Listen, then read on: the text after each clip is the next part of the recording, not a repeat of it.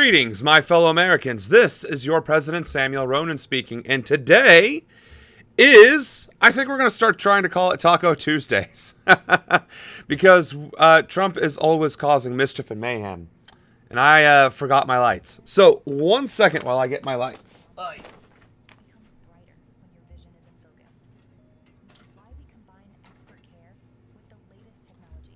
right, lights on. Perfect. So, today we are going to cover all of the nonsense that has happened over the weekend, to include discussing, which unfortunately turned out to be a big nothing burger, but the fact that Trump was not seen and presumed dead even. And the fact that while people thought he was dead, everyone, and I do mean everyone, was cheering and celebrating the hopes, praying for his death and for his end. And we can only hope and pray and assume that that devastated his already fragile ego and psyche. So, although we can't discuss the happy outcome of his death, we can, however, talk about the memes and the internet and their rejoicing of his potential death. We all know now what it will look like on the day that moment, that thing finally happens. So, for me, that was my warm, fuzzy feeling for Labor Day, on Labor Day weekend. And of course, we had Labor Day weekend, so I hope everybody got their day off, for one. And if you didn't get your day off, I hope you got your double time and a half for holiday pay. And if you didn't, well, don't worry, because in a very, very short amount of time, you will have that and much, much more. So, with that, we have a lot to cover. We always do. Not least of which is Gavin Newsome showing his entire ass. He's starting to target the homeless people in California while, antagonizing Trump for terrorizing homeless people in D.C.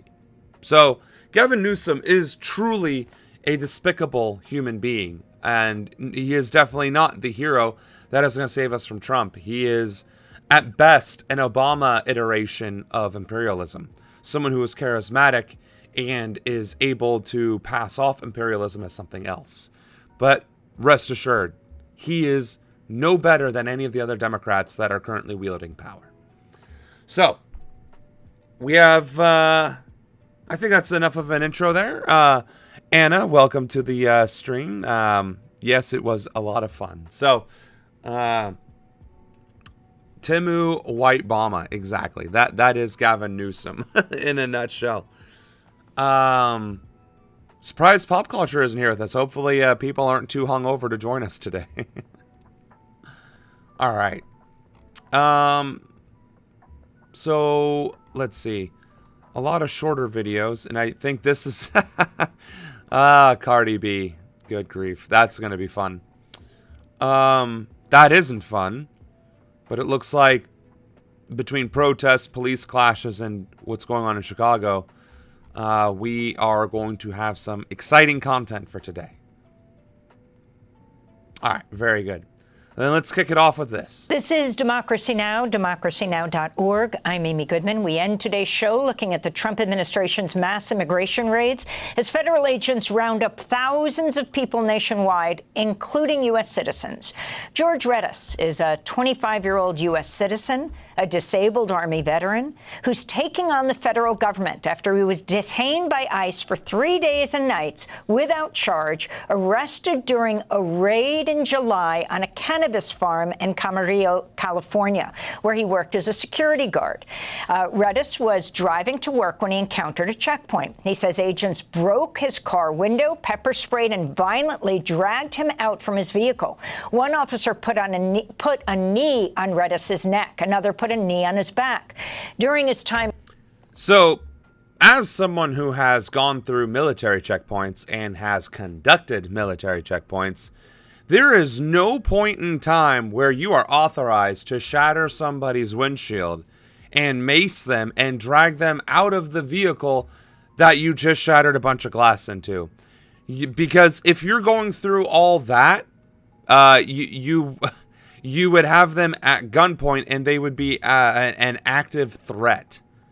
And you would be forcing your way into the vehicle by other means. So that alone is heinous. But then, again, cops laying their knees on his neck and his back, things that were specifically outlawed after George Floyd was murdered from that very activity.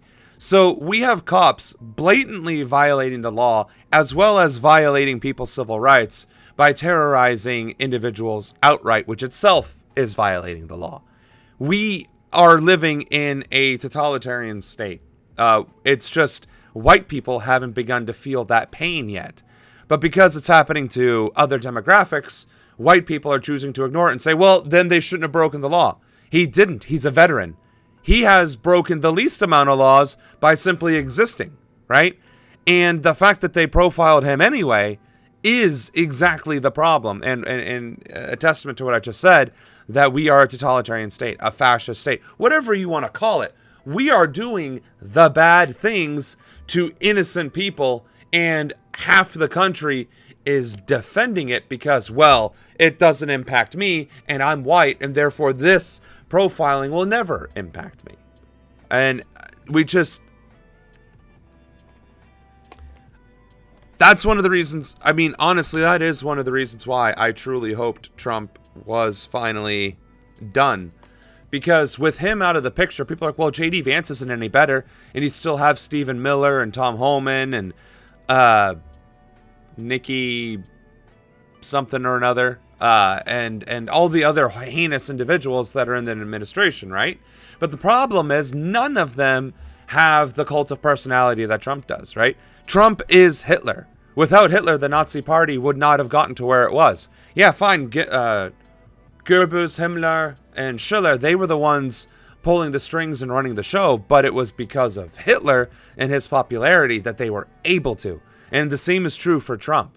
The only reason why Stephen Miller, Homan, Tulsi Gabbard, RFK Jr., all of these psychopaths are able to do what they do is because they can do it in the name of Trump.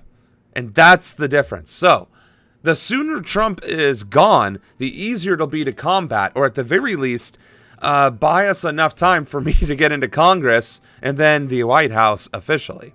Or to at least build a platform in which we could countermand this current administration with our own administration. So that's kind of the thought process behind why Trump being out the door is a massive win generally for the American people. In custody, Redis says he was denied access to a lawyer, prevented from contacting his family, placed in an isolation cell. As he remained jailed, Redis missed his daughter's 3rd birthday. He's now filing a legal claim against the Trump administration. As you should. Jaime Alanis, a farm worker, died after falling from the roof of the greenhouse during that same immigration raid. For more, we're joined by George Redis, his attorney, Marie Miller. So we'll listen to some of this story because we have a lot of different things to go on. But the fact that ICE is now murdering people during a roundup, during a raid, like these are still extrajudicial killings. At the end of the day, that's exactly what's happening. And the fact that this is barely even making the news anymore is part of the problem. We need to be louder. We need to be much, much more vocal. And we need to encourage these independent news makers to promote this even further and share it amongst themselves, because even independent news finds itself parroting the MSM byline. And we can't have that if we want change. With the Institute for Justice as well. Thank you both for being with us. George, explain what happened. We told your story over and over again. It's a relief to be able to speak to you directly. Yes. Did you want the story from the beginning? Yes, please. I was on my way to work like any other day. Oh, so this is the veteran. There was. I thought we were talking about the guy who died. Like, no offense.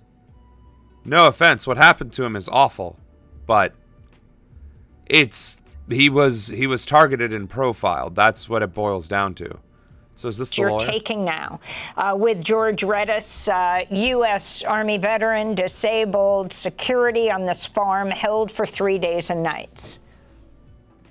Sure. So it's not easy to hold the federal government and its officials accountable when they violate individuals' constitutional rights. But George is trying, and he's doing everything he can to do that. What he's done now is file administrative claims against the federal agencies that are involved. And the reason for that is that there's a statute called the Federal Tort Claims Act. And it is one of the most viable ways to hold the federal government accountable for violating people's constitutional rights. See, and that's another thing that bothers me. How is it so damn hard for a citizen to hold their government responsible when that was the whole fucking point of the Constitution in the first place? Literally, the founding fathers said the Constitution was designed such that the people would never have to deal with a tyrannical government ever again and have the power to self-govern. And now all of a sudden, 250 years later, the government is acting like the fucking Gestapo, and you have barely any room to hold them accountable, to fight against them, because you have the entire weight, force, and resources of the federal government and whatever attorney who is risking their careers by challenging the federal government. I find that ridiculous and extremely difficult to believe. Well, let me rephrase. It's difficult to believe that we are a functioning democracy. The easiest thing to do in a functioning democracy should be to hold your government accountable, because the government should always be held accountable and consensual to the people, right? If the government is acting outside of the will and the consent of the people, then that is no longer a democracy. That is no longer representing the people. It is representing whatever interest they are representing. And that completely flies in the face of a democratic form of government at all, even a representation one. Because now the only representation we have is that of corporations and private interests. So, like, that's pretty fucking disturbing. I mean, good for her, good for him, giving the good fight. I mean, but here's the crazy part. Military members can't sue the military. They can't sue the federal government, even if the government and the military do things to harm the individual, such as, say you're going into surgery. Something simple like, simple insofar as like you broke your arm and it was like a protruding bone. You need surgery to get it back, right? Well, they put you in the surgery and then they amputate, because at the same time you went in, there was a guy who needed his arm amputated.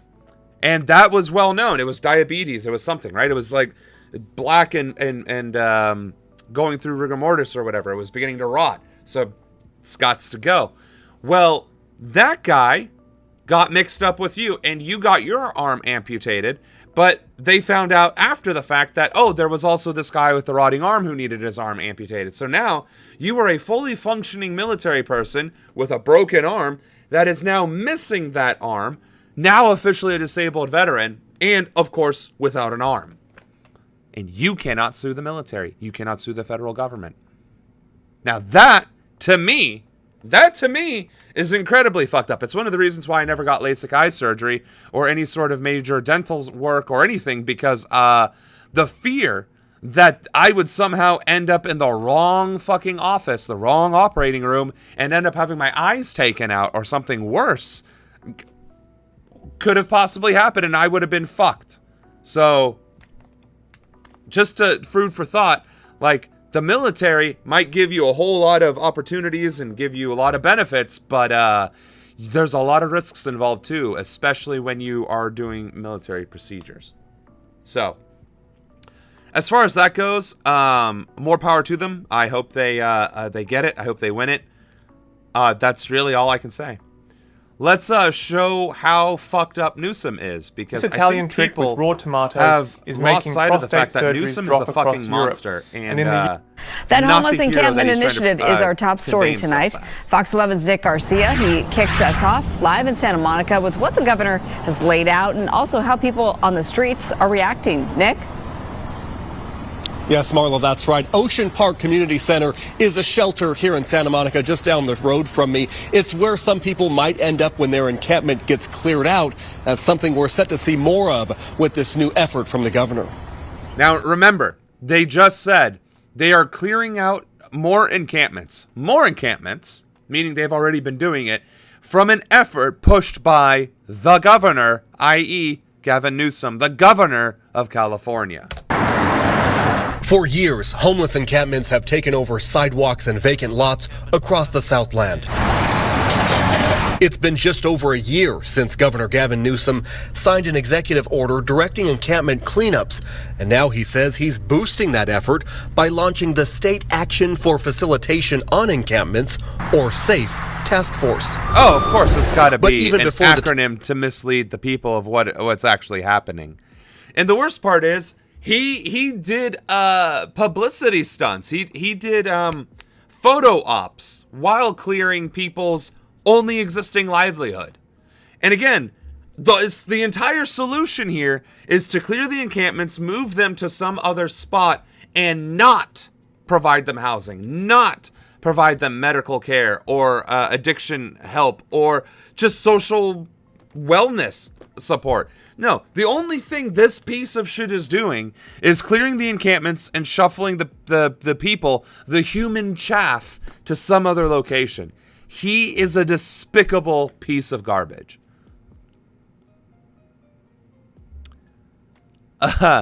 It seems every day that you do your show, another layer of sanity has been peeled off right before you go on the air. Yeah, I feel like my sanity drops. But to that point,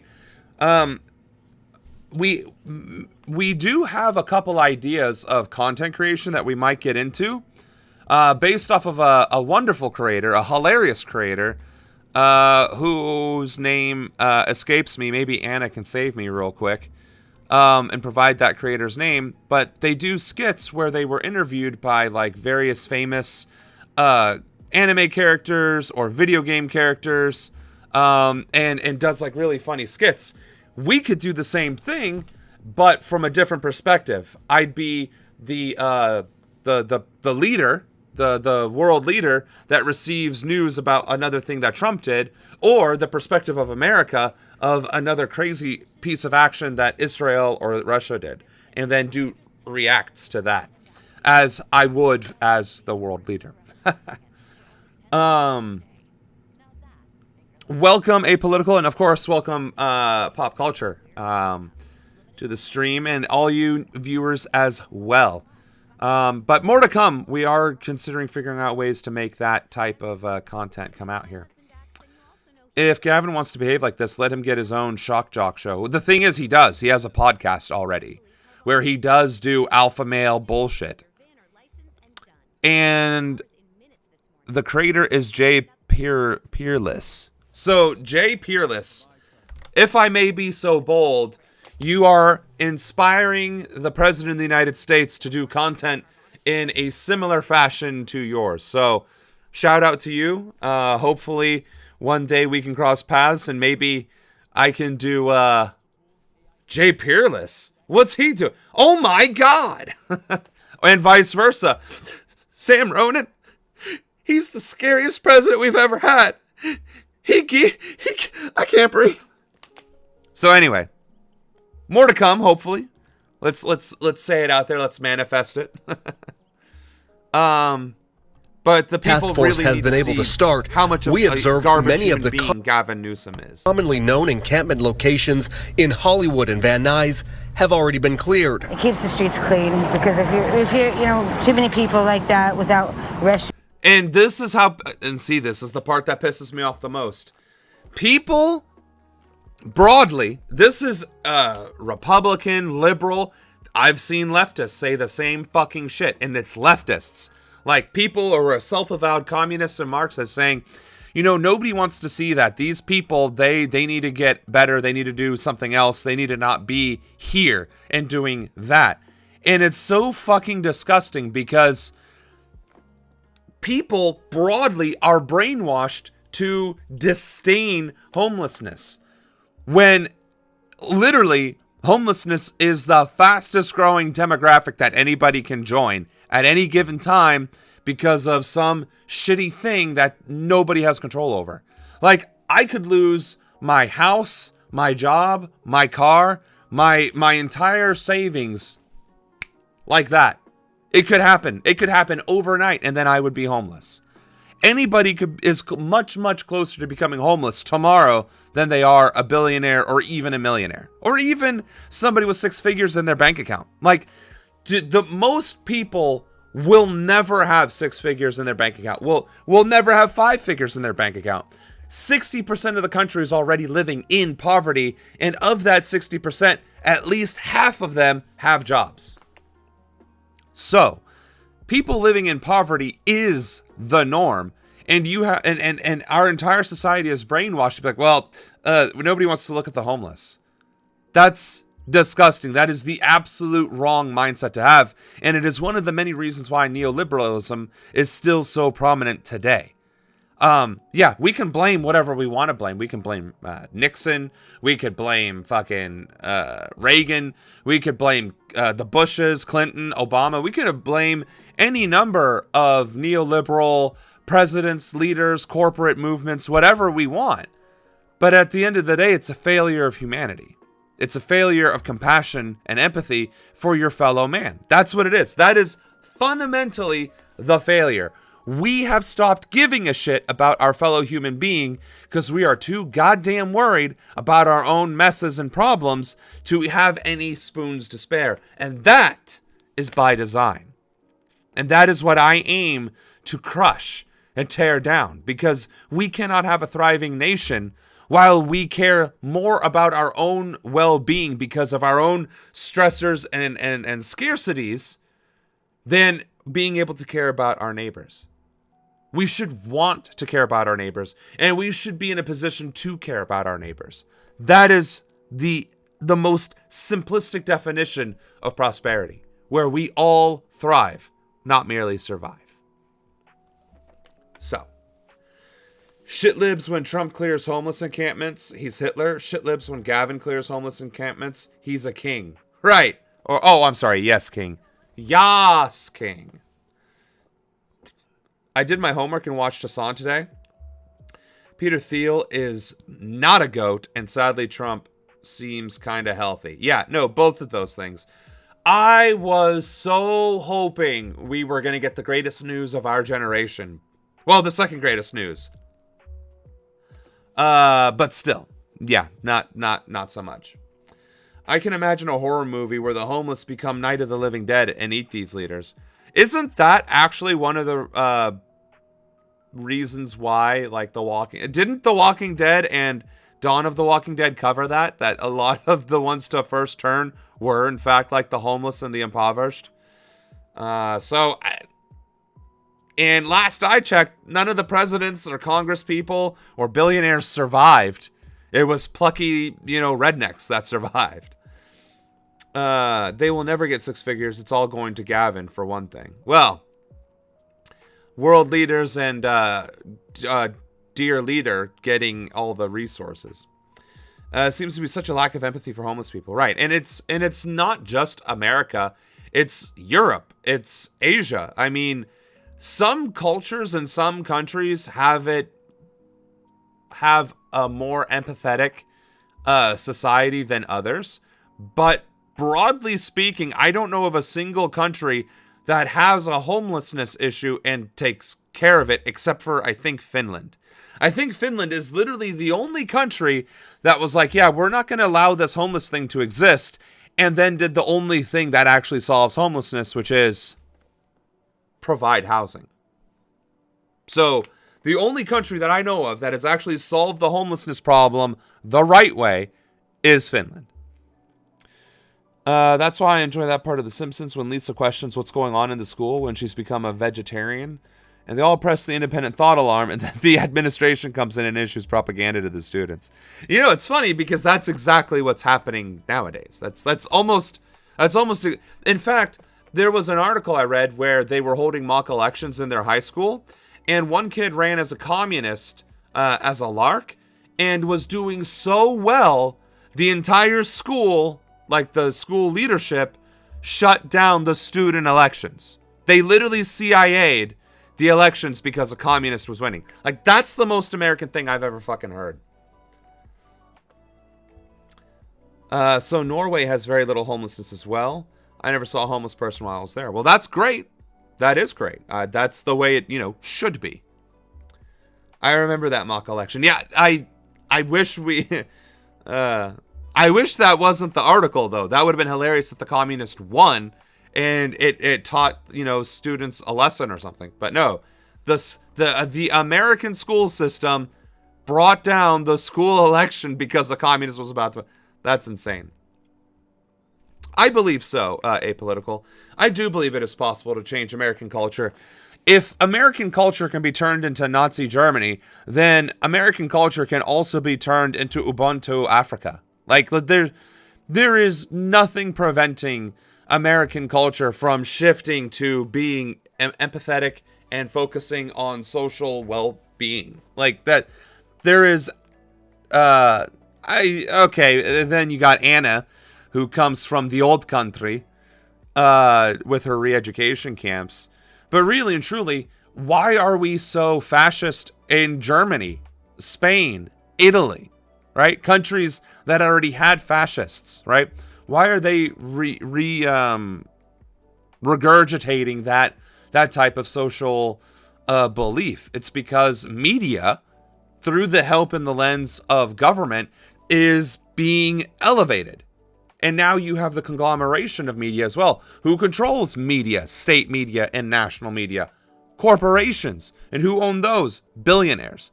So it's billionaires regurgitating their rhetoric through the lens of their media companies, through the lens of the government, which goes to the ears, eyes, and minds of the population. So all you gotta do is do a little bit of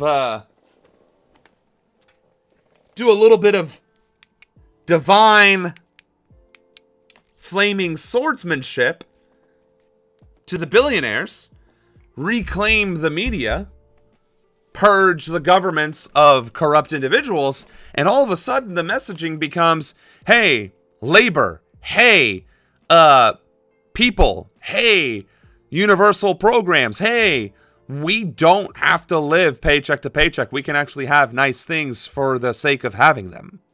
Now, how long would that take to sink in? Depends how many actions are taken. I would argue if you get rid of the 1% all at once, I'm pretty certain within a year you could shift all of social perception. But if you don't get the entire 1% all at once, and you leave some of them in positions of influence and power, well, it's going to take a little bit longer. Let's see. You'd have to get on board for making things better, and there are too many crazy people. Like I was saying. Anna comes in with Central American spice. We can't go back to the barter system. No, well, that's the thing. We don't need the barter system. We can just produce things that we need, and people can go get them and take them without any sort of medium of exchange. But that's the problem. Weaning society off of the need for a medium of exchange, that's going to be what I think takes the longest. Creating a compassionate society, I don't think that'll take too terribly long. I think that can be achieved within a year or two if you wholesale get rid of the 1% and nationalize everything. As long as you nationalize everything and get rid of the entire 1%, you can fix society. As in the culture aspect of society.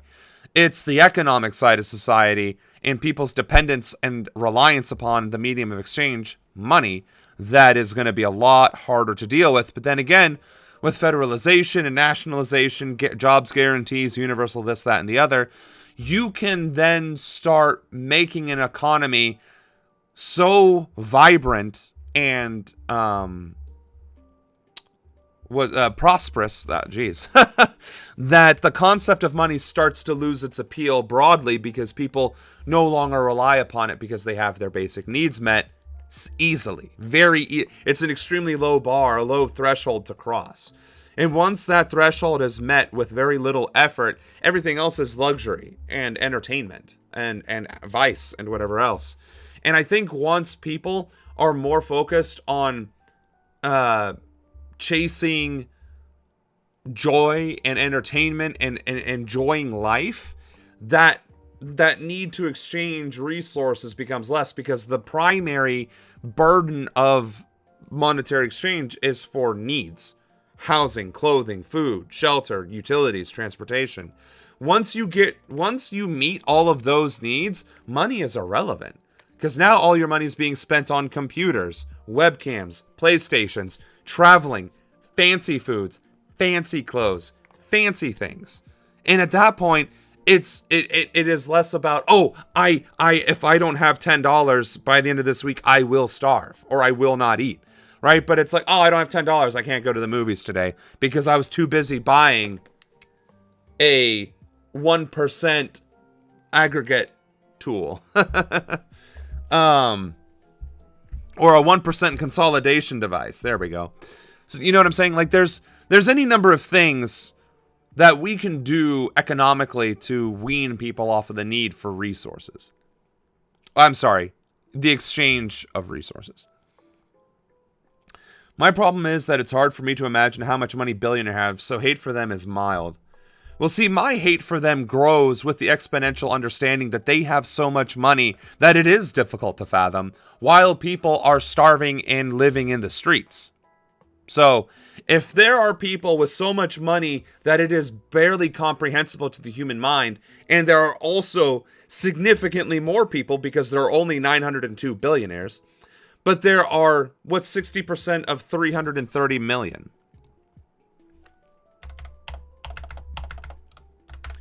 There are 198 million people living in poverty. There are 902 million. There are 198 million people in America living in poverty right now. There are a total of 902 individual billionaires in the United States.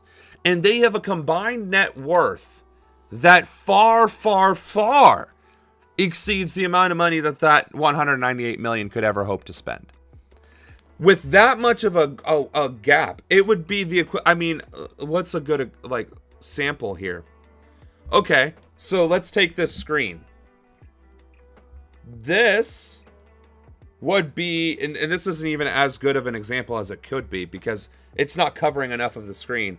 So, if we covered this much of the screen all the way to about here with black, if this was just completely blacked out, that would be the combined wealth of 902 individuals. And then that little sliver that was left here would have been the combined net worth of the bottom 60%, i.e. the majority of Americans. Do you see where I'm going with this? When 90% of the wealth is concentrated in the hands of 902 individuals and nearly 200 million people are living in poverty, doesn't take much for me to hate them. Ever see a show called Colony? An extraterrestrial invasion happened, reshaped things, and people had to use the barter system. Yeah, but honestly, the barter system is at least an exchange of equivalent goods. I know how to make spreadsheets. You know how to fix my car. You need your budget balanced. I need my car fixed. Like, bartering system is, I think, still a superior means of exchange than money. Money is just for when you don't have a skill to trade. That's when the barter system falls apart. Is McDonald's basic needs for Americans? No, I would call that a luxury. Fast food should be considered a luxury, but it shouldn't be, diabetes and artery clogging foods. Like, McDonald's could be healthy. There's nothing stopping McDonald's from having good meat, good bread, good veggies, and good condiments. There is nothing, and good fries, right? But potatoes and oils to fry it in. There is nothing stopping McDonald's from being healthy other than the current economic system, which is capitalism. We shouldn't have to have an opportunity cost where we have to choose and the thing we miss out on, that we choose something else, is the cost. We should get to have both. Exactly. And that's the Ronanism. That's Ronanism in a nutshell. You have social ownership of all industry. You have state management of all industry through the consent of the people. And then the primary thing that the government focuses on providing is material needs.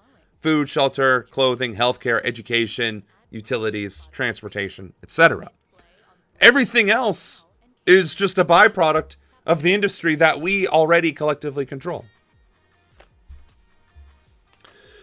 When it came to colony, they had to scramble for something to trade for something they really needed, and it got to be chaos. No, that's why I'm saying the barter system does fall apart when you don't have something of value that the person that you want to barter with needs. But the barter system will always inevitably evolve into capitalism, because the most effective thing to barter is some form of currency that we all agree and can equally spend on. The next evolution of capitalism would be a global currency. And once that happens, it's basically Star Wars Evil Empire. So, I mean, we need to avoid capitalism before we get to the Sith. All right, that all joking aside, Lightsaber included, we need to avoid the Sith. As much as I joke about, I am the darkness, I am Darth Vader, blah, blah, blah. Like that is an absolutely satirical version of the ultimate fascist government system. And the fact that people seem to not recognize it as such is very scary. All right. Just to kind of hit the point home, capitalism is the most advanced form of bartering. So fundamentally, it is fundamentally the same thing. And stuff like that in an area for too long, it just gets dirty, and it's just disgusting, really. So. No, we have not watched a bunch of videos, and luckily, chat has been able to prompt me into talking about policies and ways to fix the country instead of dealing with the nonsense and the bigotry. So, you know. So I don't think it's a bad thing. Erin has been unhoused for 14 years and has lived in encampments before. Now she's... Hold on. This bitch is homeless currently and is also saying, yeah, you should be removing the homeless camps. Is this woman what? If you're, too many people like that without restrooms and stuff like that in an area for too long, it just gets dirty, and it's just disgusting, really. Right. So I don't think it's a bad thing. Erin has been unhoused for 14 years and has lived in encampments before. Now she's mostly staying in a shelter. Not everyone living on the streets agrees with her. You get a community out of being in an encampment. Tyrone says he's been homeless since the pandemic and has had a hard time getting back on his feet. I get it. Until you're homeless, until you don't want it around you, but you want the help for them, but you don't want it, not in my city though. So, I mean, where? The task force will focus on state rights of way like highways and freeways and other state property. The governor's office says since July of last year, Caltrans has removed 81 encampments in the city of LA. Resources and shelter are often offered to the people being forced to move. Some take the help, others don't. How?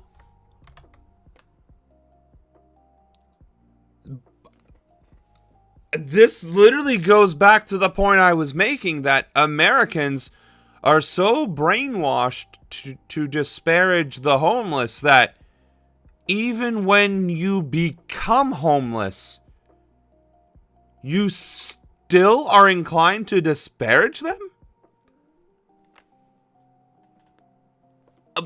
That doesn't...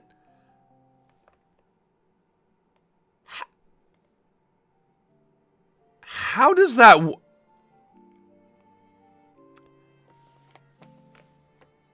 And then the Gavin Newsome, we've gotten rid of 81 encampments on state property because we don't want it on state property because, the state doesn't belong to the people. So, the main point I was going to make, though, was How is what Gavin Newsome and others are doing to homelessness encampments, how is that any different to what Israel is doing to Palestinians? Honestly, I want that debate. I would love to have that debate. How is what Israel is doing to Palestine any different to what our government is doing to the homeless? Well, first of all, Sam, you ignorant piece of shit, they aren't murdering the homeless. Really? They're not murdering the homeless. Okay.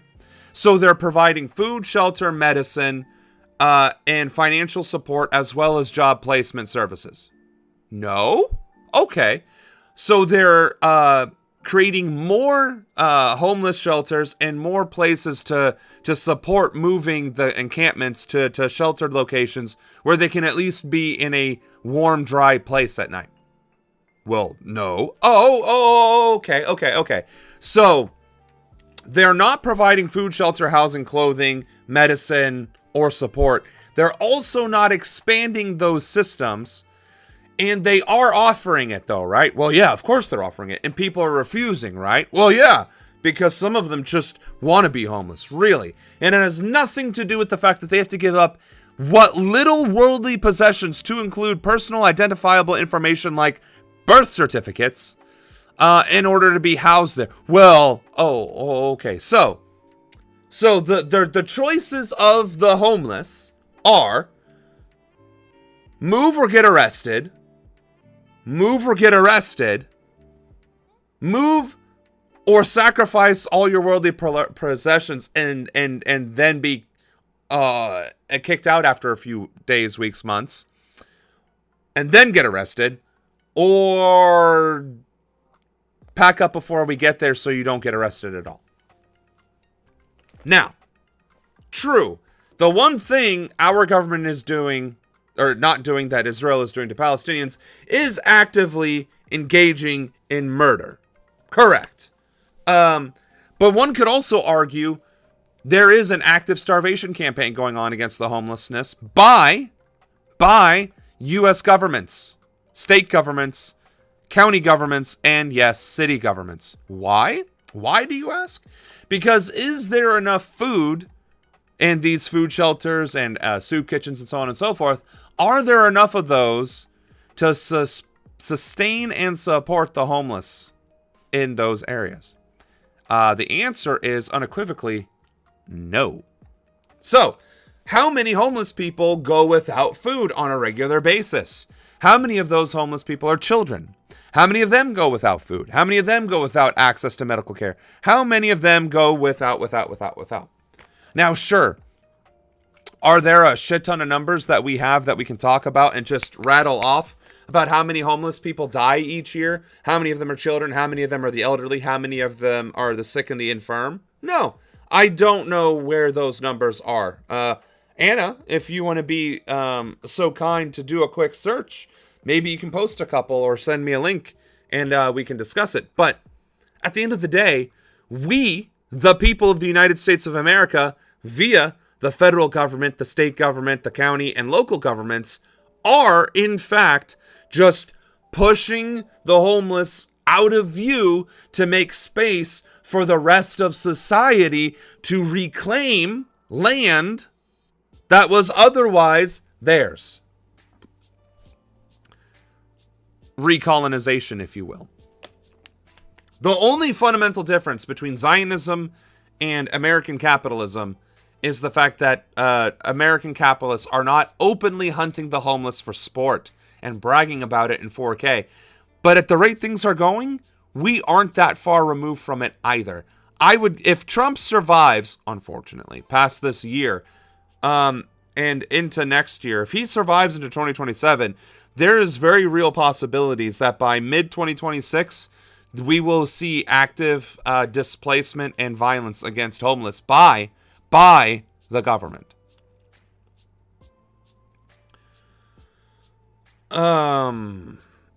Dr. Oz is turning Medicare into a barter system that someone is going to have to desperately trade. Yeah, well, that's why Dr. Oz gets the guillotine as well. This is like a racist black person, correct? Yep, to the point of homeless people disparaging against each other. it's as cultish as Red and Blue MAGA? Correct. And Red and Blue MAGA aren't even the majority of the country. You know what's crazy about Red and Blue MAGA? Red MAGA is 25% of the voting bloc, or the voting eligible bloc of America. And Blue MAGA is also 25% of the eligible voting bloc of America. The problem is they're the only active voting blocs of America. The largest voting bloc in America is does not vote. So if does not vote did and voted for anyone, whether they were blue, red, or otherwise, and voted all in the same capacity, does not vote would carry the election hands down, no questions asked. So yes, it is a cult, and we are being ran by cults, and we are seeing our country face suffering the consequences of being ran by a cult. And we are the most propagandized country in the world. It is absolutely true. Speaking of, did you see this remark made by Jesse Waters? This guy that says, I think it was blacks and the indigenous built Chicago. No, they didn't. The English established it. Immigrants from Europe, they created Chicago, all right? So let's give credit where credit's due. Which isn't at all true, because Chicago was created far after the 13 colonies and is to the left of Ohio, and Ohio was founded in 1803, which means Illinois, which is where Chicago is, had to have been founded after. Our job is to activate does not vote. Exactly. So everybody who's watching right now, tell your sisters, tell your mothers, tell your brothers, tell your fathers, your aunties, your uncles, your cousins, your friends, your neighbors. Tell them to join us Tuesday through Thursday, 7 p.m. to 10 p.m. Eastern, to discuss ways to fight back against the sociopathic nightmare we call a government.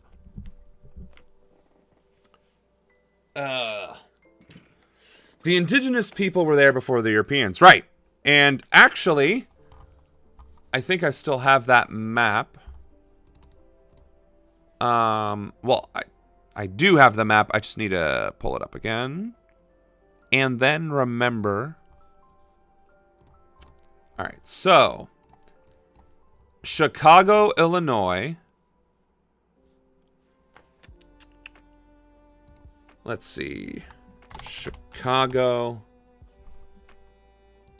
once belonged to quite a few, actually, but let's see. Let's scroll out and see what the broader cadre was. It looks like Chicago, Illinois belongs to the Potawatomi tribe, or the Bodway-Wadmi.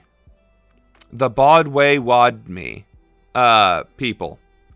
That would be Chicago. And it also seems like the Miamia and the Kaskaskia, the Kickapoo, and the Peoria. Those were the 5 tribes that are actually indigenous to Chicago. So at no point in time was it ever the English. What does the button on my hat say? It says, Eirfm, Roth, Hishkram, Grodot, Laford. It's the Medicare for All patch.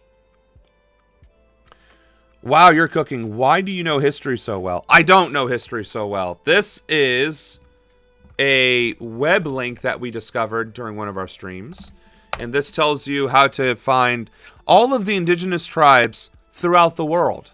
So not just the United States of America, although it's not full. So, like, it doesn't have all of Africa and Asia, and it doesn't have all of Europe either. But all of North and South America seems to be quite well covered with that link. Let's see. We are nerds, though. That is also true. All right, so that was a wild fucking ride. Democrats thinking that documentation in Joni Ernst retiring is going to make the base blues sources tell based CBS again, News and that's that just not going to Republican happen. Senator Joni Ernst of Iowa will not seek re-election. And remember, this was the bitch that said, we all get sick and die eventually when asked about cutting Medicare. So, fuck you. Just because you aren't going again doesn't mean that the guillotine won't find you. Next year's big news today. Ernst has represented Iowa in the Senate since 2015, and she plans to officially announce that she's vacating her seat next week. So for more on all of this, she's not even not seeking re-election. She's also stepping down. Oh, so she got scared. She's like, hey, please do not guillotine me. Well, that's fine. We don't have to guillotine you. There are significantly other options that we could utilize. Doesn't have to be the guillotine. There are any number of things that we can do to hold you accountable. We could seize your assets. We could seize your land, your home, your resources. We could throw you in prison. But why would we waste the prison resources, right? We're not going to give you 3 hots and a cot for screwing over the American people. I mean, Anna does bring up a very interesting point. I don't know what would prompt such a thing to be said on stream and in chat, which could potentially be a violation of, the terms and conditions of Twitch, which is why we never openly and overtly discuss these things. But, sure. To bring in our Friday political panel, Democratic strategist Megan Hayes and Republican strategist a Democratic strategist. Gorman. Oh, boy. The Matt and Megan show. Officially calling it. Happy Friday to you both. Great to see you. Let's start with this news about Ernst. Republicans are hoping to hold on to their Senate majority in the Senate. They've got a majority. It's kind of slim. Is Iowa in play at all with this news? No, look, this was rumored about for several months now. They were going to have to spend money in Iowa most likely sometime during this cycle. I expect a lot of the Republicans to consolidate behind Ashley Hinson, who's one of the reps there. And let's be honest, it wasn't an A tier of crop of candidates on the Democratic side anyway, because there's not much of a bench in Iowa to begin with. They've been kind of decimated over the last 10 years or so. So Joe Newsom's going to have a race, certainly. I expect Republicans to consolidate around Ashley. Democrats will still have a primary, most likely. I mean, it's interesting, Megan, because I cover Capitol Hill. A lot of people are leaving. I mean, you've got 4 Republican senators leaving for other offices, 2 for governor. Now, that is funny, too, because there are a lot of Republicans leaving Congress and Senate. Some of them just to step down, some to pursue other offices. But it is kind of crazy that there's a huge shuffling happening in Washington because, quite frankly, I think a lot of them are seeing the writing on the wall that if Trump succeeds, fine, they're secure, whatever. Any sort of resistance or revolution will get crushed, and they can continue committing heinous crimes and atrocities unmolested, right? But if Trump kicks the bucket and this house of cards starts to fall, they realize their necks start becoming on the line, and they are the biggest self-serving pieces of garbage on the planet, so what are they not going to do? Stick their own necks out. We're having trials at Madison Square Garden. Yeah, that's one of the things we're going to be doing. Those snacks look good. Well, here's the thing. I have to eat the bad snacks because we're not going to waste food, and then I can start eating some of the healthier snacks I just acquired. They just came back today. Why are so many Congress people leaving? Because they are afraid. You see who's not stepping down? Bernie Sanders. Granted, I wish he would stop trying to play both sides of Israel. Israel is a genocidal Zionist nation, and it needs to be dismantled. I'm sorry, Bernie, but I'm not going to back you until you say those words. I'm not. Why are they that scared? They win elections so easily. Just throw red meat out, say abortion is bad, for example, and you win. Except now enough people are disgusted by that antics that they are beginning to realize that might not work, that is going to blow up in their face because Iowa seats have already started flipping blue. And they are beginning to realize that maybe Iowa isn't as safe as they once thought. We'll see what Ernst wants to do. On the Democratic side, you have several Democrats either retiring or running for other offices. I'm curious what you make of... And see, Mitch McConnell not running for a re-election pisses me off too, because if that motherfucker kicks the bucket before I can give him a trial, I am going to be extremely upset. Very upset. Because if I lose the ability to hold Trump accountable and Mitch McConnell, they get to die while on top of their game? Hell no. I want them to live out of fucking spite.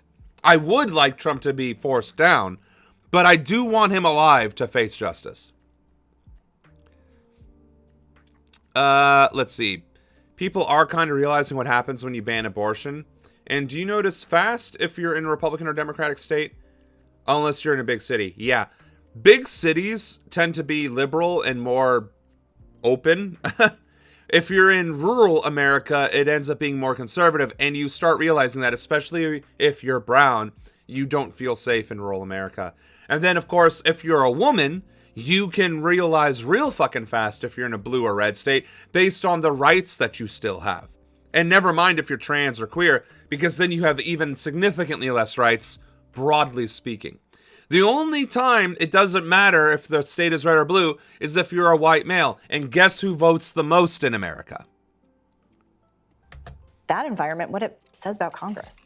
I mean, I think that for the Democrats especially, they are getting rid of some of their older members or choosing not to run. I think they're reading the room. And I think for these Republicans, they're also reading the room. They've made some decisions. They've bended the knee to Trump, and now they're realizing that some of their policies are not popular. It is not popular to tell people they're going to die when you're going to take away their Medicare in an extremely red state. So I think Joni Ernst was seeing the writing on the wall that Democrats are gaining traction in Iowa. They just won a special election in a +10 Trump district. And that is remarkably good for Democrats moving into these midterms. But she saw the writing on the wall and I think decided, I'm out. You know, it's interesting. We're talking about senators, but on the House side, could be a lot of movement around. We're kind of in this redistricting battle going on. And I gotta say, she's phrasing the gerrymandering, which is illegal, which is election tampering, which is voter disenfranchisement. She's calling it a battle. And she's saying there's a lot of those going on right now, which could make Congress be very interesting coming up. Like, no, these are criminal actions that are set to rig elections in the favor of the dominant party right now, which is insane to not call out outright. Again, oh, I'm sorry, this is CBS News. Okay, never mind, MSM. My bad. Between both of parties course now. They're going to fucking hide. It was interesting because truth. Former President Obama has teamed up with Eric Holder, his former AG, to work on this effort to kind of combat some of what Republicans have been doing. I want to play a little bit of what Obama said about this. We're facing an existential threat to our democracy, and we need your help. Extreme conservative politicians are announcing and acting on plans to slice and dice House districts with the goal of preserving their own power while diluting the voting power of communities of color. So, Megan, for Democrats, how effective will this be? And is there a thought, too, of that they were kind of caught flat-footed, that they may have been outmaneuvered by Trump and Republicans when it comes to this redistricting effort? Yeah, I think that most Democrats and Republicans prefer a bipartisan commission that does this right after the census. I think they probably were not expecting Texas to then have a redistricting battle mid-cycle, but in the middle of before the census. But I do think this is a wake-up call for Democrats. They're seeing a population migration towards the South into red states. They are going to lose states. They are going to lose seats in blue states. So it's an extremely big wake-up call to them that they need to start organizing in some of these Republican states. Now, it's funny because she's saying Democrats need to be organizing in red states. It's almost as if there was some jackass back in 2017 who said the same exact fucking thing. Now, I don't know who that jackass was, but I think that person was spitting. So let's see if we can find that video, because I think we want to hear from this asshole, this weirdo. We need to fight. Oh, there, the kind of almost gave it away. All right. In 2017, some jackass said the exact thing. We need to fight, and we don't need to do it timidly. We don't. Wow, that guy's pretty handsome, if you ask me. I mean, look at him. Look at that. Look at that strong hairline on that guy. Look at him. We don't need to do it mildly. We need to do it aggressively, because that's what they've done to us. What do you think, Alec? What do you think? That's does it look right? Republican organization that is shoving conservative beliefs and policies down the throats of legislators all across the country, and now they have won. They have won in Ohio, they have won in the Rust Belt states, they have won all over the country, and we are being held by the throat by these people. So no, we will fight. And unfortunately, to answer the question directly and succinctly, yes, protesting is the way forward. Why? Because it's finally being effective. We have to protest, we have to organize, because that's the only thing left to us. Right. I don't know. This is about specifically protesting, but there's another 3 minutes of this guy going off, King. Damn. It's getting hot in here. There's so much fire coming from that microphone. People to get elected into office and maintain their integrity and actually do what they said they would do, we wouldn't have to protest because it would be getting done. Huh. But it's... What? Huh. You don't say. Man, look at this brown-skinned, chiseled jawline young man speaking truth to power. Not. And who's the ones going out there fighting? The ones who are passionate, the ones who have been ignored, the Bernie-crats, the millennials, and the new Democrats and independents who have never had a voice before. So as DNC chair, you bet I will help organize those protests, and I'll make sure... Hold on, this guy was running for DNC chair? What? He could have been leading the entire Democratic Party this entire time with that kind of vision? What? You know, I think I did have a shirt like that. I might not anymore, because I think I've gotten a little, you know, I'm a bit more muscular than this gentleman. You know, no, I mean, he's still a handsome lad. I think he had some nice definition, but I'm just a little bit, you know, bigger. But I definitely, you know, that guy, oh, dude, I definitely heard that those two hooked up. Yep, they definitely went on a date or two. I definitely believe it. Let's see, in just a year earlier, I tried to spread the message that safe blue states giving blue electoral votes wouldn't be enough to save them from 2016 losses. I think he says something like that. Sure, let's listen. Are open to men and women like me and everybody else here who are finally at the table. A lot of people believe that what the party needs is a generational choice. Oh, you're the two youngest people. Wait a second. Huh, wait, what's going on here now? A generational choice? What? What? Up on the stage. Does the Democratic Party need to pass the... Oh, Tom Perez? The guy that's next to the Sam Ronan guy from Ohio?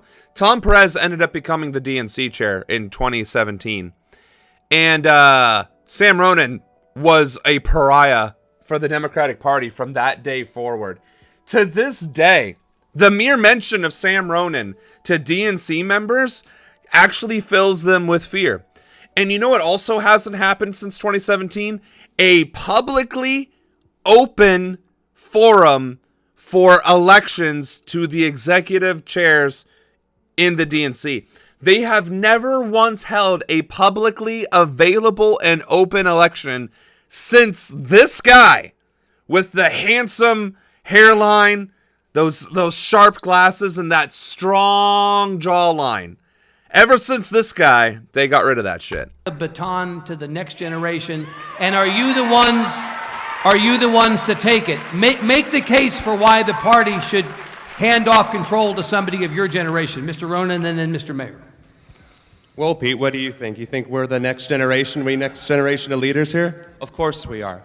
That's not the question. The question is, are we finally going to get a place at the table? I ran for state representative. I served my country in the Air Force for 7 years. I served overseas, and now I'm a reservist. I am still serving my country while doing this. Why? Because it matters. Because I care. Because we believe in service. And every single millennial out there has the most vested interest in our future. And if we don't give them the chance to step up, if we don't mentor them to step up, and if we don't give them the tools to succeed, we will fail. Whoa! What? Oh my God! Oh my God! If we don't give them the tools to succeed, we will fail as a party? What? What? No way. Crazy. Did not know your name was Peter Pekarsky. No, that's the guy next to me. Or him, next to Sam Ronan. I could only wish I had the chutzpah of this handsome gentleman with the very ambiguous nose and those full lips full of power and fire that drives the ladies wild. They're finally coming around 8 years later. They're really not, though, because they just got rid of what? Tom Hoagland? One of the Ulvadi survivors, right? That was him, right? They got rid of the next generation of leaders, the ones that they wanted to elevate, that they wanted to breathe new life into the party. They got rid of him. The comments are glazing Sam so much. Yeah, I'm just saying this guy's fucking spitting right now.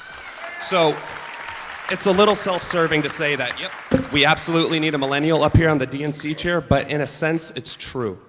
Because we grew up in a great economy that we watched get destroyed. We saw the technology boom. We saw everything that has changed in our country since the 90s.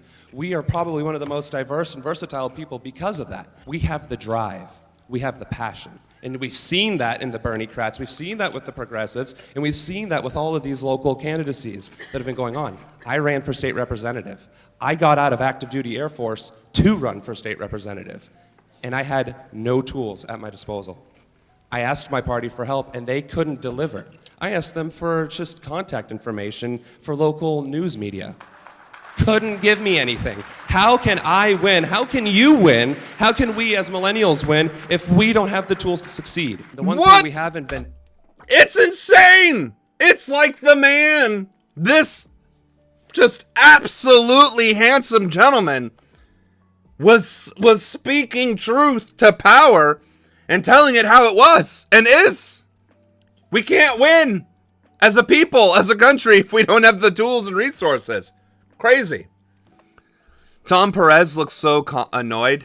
Yeah, that's how he looked throughout the entire Future Forum. He at no point was a fan of this guy. This guy that's speaking right now was Tom Perez's antithesis. They did not want me there. You are one... Wait, Sam. Yeah, him. Yes. They did not want him there at all. Never seen people look so concerned. I supported Sam over my fellow Dominican. Hey. But then again, your fellow Dominican is one of the most sellout types ever. You got the Bernie Sanders treatment for speaking truth. They all banded together like Mayor Pete and his buddies. Yeah. Discussing is how do you in the room get to affect us here at the table? Many of you may or may not know that it's only DNC members that get to vote. Holy shit! Hold on a second. Wait, I missed that. Hold on a second. And how can we as millennials win if we don't have the tools to succeed? The one thing we haven't been discussing is how do you in the room get to affect us here at the... That's a very good question. How do Democratic voters get to impact the DNC chair elections? Mr. Sam. We have a similar name. Crazy. What a handsome guy. Answer that question for us, please. Table. Many of you may or may not know that it's only DNC members that get to vote. So why has that not been discussed yet? If we're going to... Oh my God. This fucking guy is literally calling out the DNC to their fucking faces. Standing on that. Holy shit. I forgot about this. Look at Mayo Pete in the back, in the bottom left-hand corner. He's like, are you fucking kidding right now? Tom Perez looks like he just swallowed a whole fucking avocado. And Peter is just like, I'm going to keep my head down. Change this party and make it for the people. Should we or should we not make it for the people? I know I might be shooting my foot and I'm not trying to. I'm trying to reach out to you and encourage you to think about that future. We are the future. He's the future. All of us here in this room need a voice, and we need the ability to succeed. Damn. I'm not gonna lie. I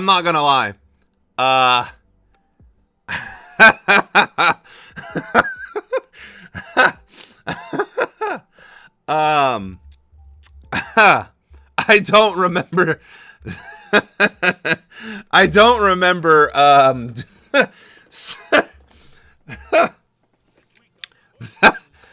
Damn.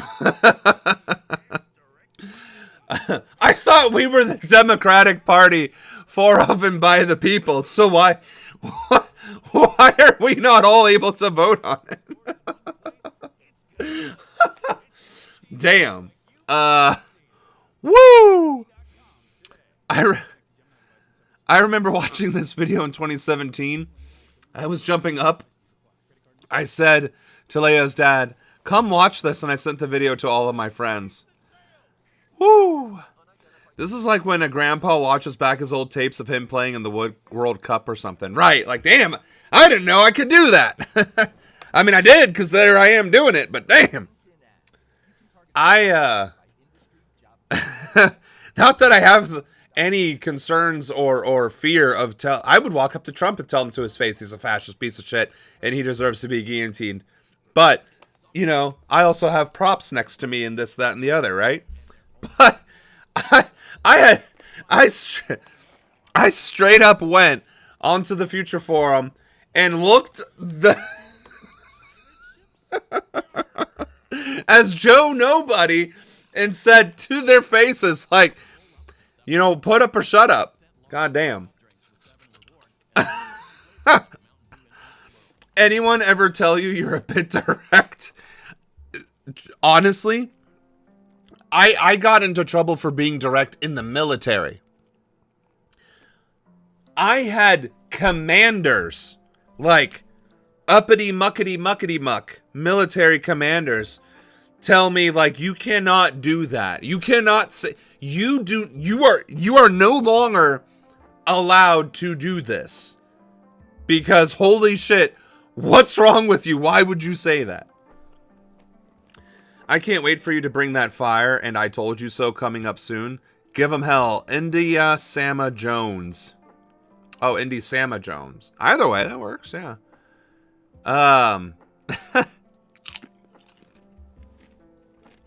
That was a bit of nostalgia, I'm not gonna lie. That was a bit funny. I'm not gonna lie. I did not realize I went that scorched earth. Damn. I'm Dutch and we're supposed to be direct. Never seen a human as direct as you. Good video. Thank you. Actually, who we should be thanking is where did it go? Should be Rebel HQ. That's who made that video. And they have been a great ally ever since.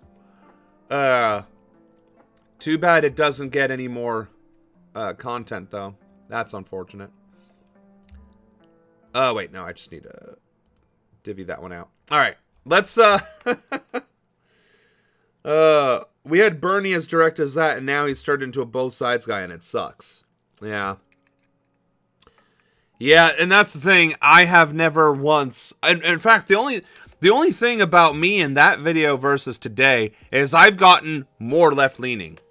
I've gotten more animated than I was then, which is pretty nuts. HQ is part of TYT. I thought he was... Or am I thinking of... I'm thinking of the Humanist Report. That's what I'm thinking of. Mea culpa.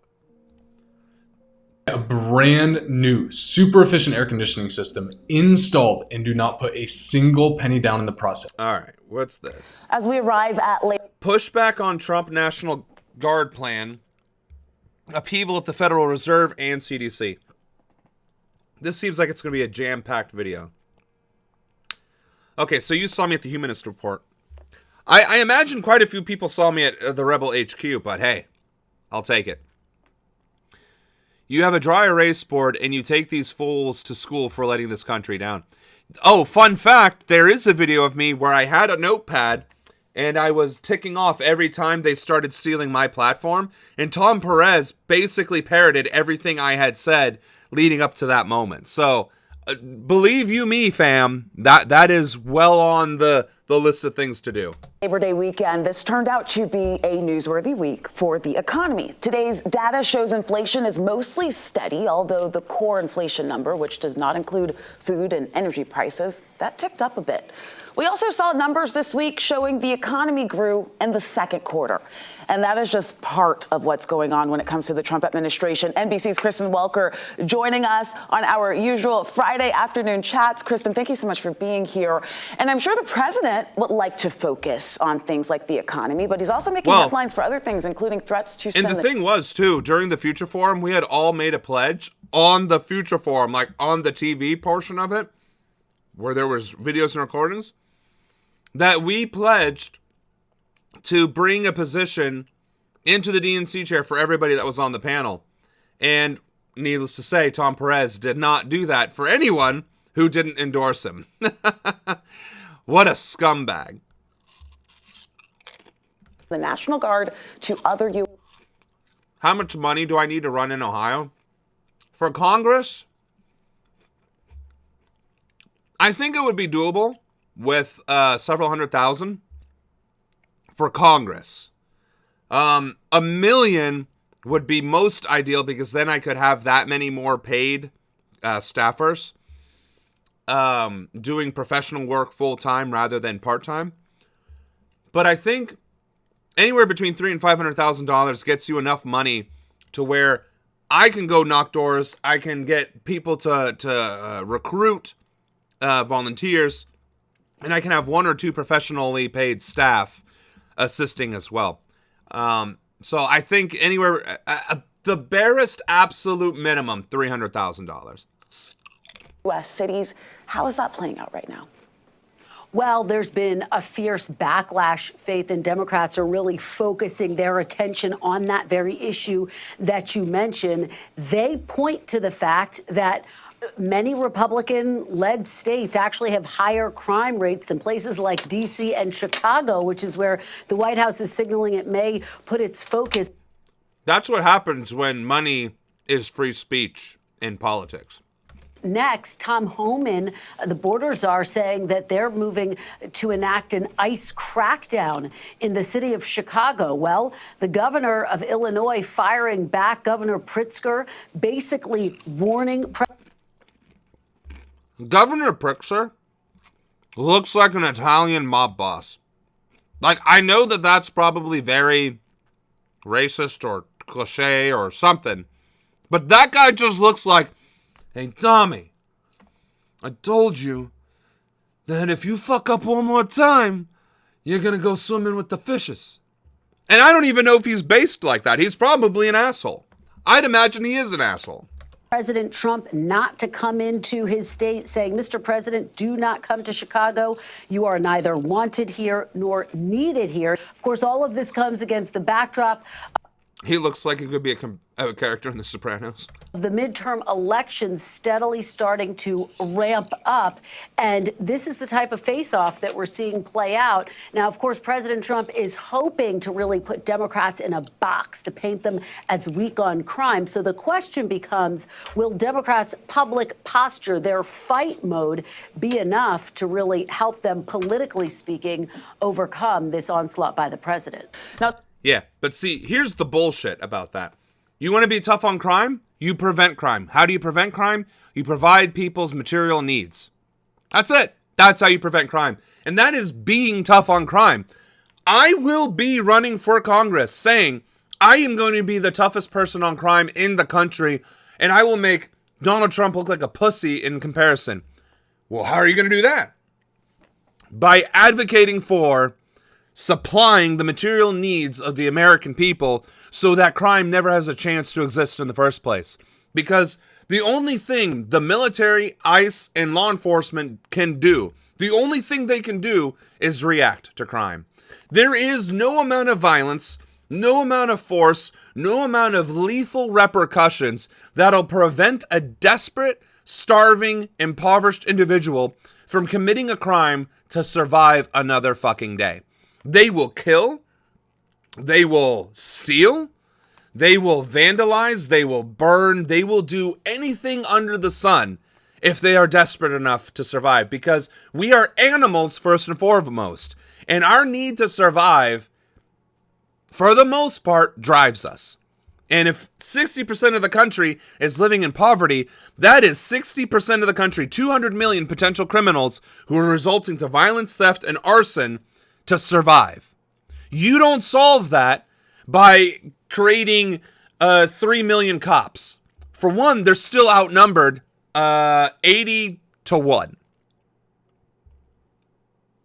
And at the end of the day, as individuals, sure, that 80 to 1 becomes less skewed in their favor, right? But once you start murdering the poor, the homeless, the desperate, the criminal element, you will cause them to band together, because we are also a social species. That's why gangs form. Gangs form because the material conditions of that community were not met, and crime is the only recourse for those communities to survive. Now, are gangs brutal? Yes. Are they violent? Yes. Do they only hurt their communities? Abso-fucking-lutely, they do. Whether it's through the prostitution, the human trafficking, whether it's through the drugs dealing and distribution and creation, all of those things only contribute to the suffering of that community. But it's how people can actually get jobs and an income otherwise. Because what are they going to do? Work at fucking McDonald's and still not have a roof over their heads? No. At least if I sell dope on the corner, I can keep a roof over my head. Maybe my boss will let me have a girlfriend, i.e. for the night. Okay? So, no. When push comes to shove, crime is just as much of an economic enterprise as capitalism.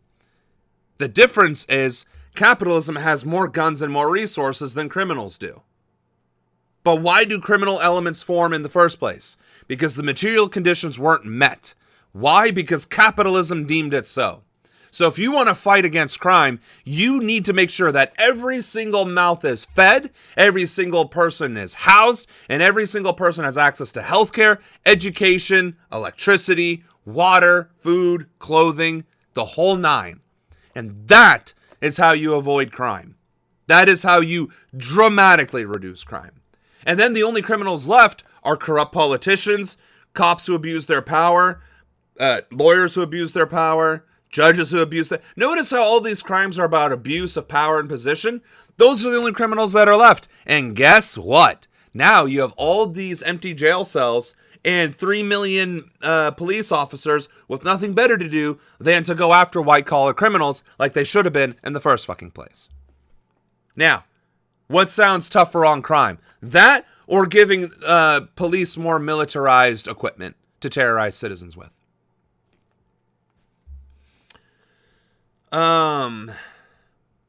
Will a President Ronan make it so all law enforcement has to be on camera while doing law enforcement things? Any tampering of it to fool the mass of the progress?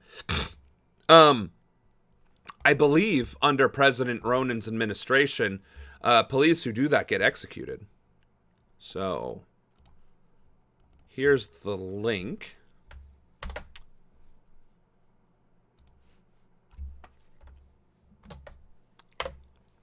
So, follow with me, chat. Consolidation of law enforcement agencies. We're going to federalize everything. There isn't going to be state, local, city, sheriffs, none of that. It's all going to be the Federal Law Enforcement Bureau so that everybody is held to the same standard. And if they violate those standards, those are federal laws that they break, which is the highest level of law you can break. There will be a national training curriculum and certification process that will be intensive and comprehensive.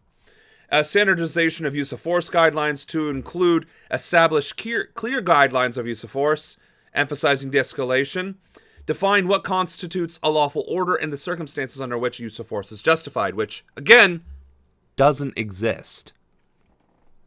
Adherence to federal standards, uniform code of ethics and conduct, and enhanced accountability and transparency, and this is what that's the meat and potatoes here.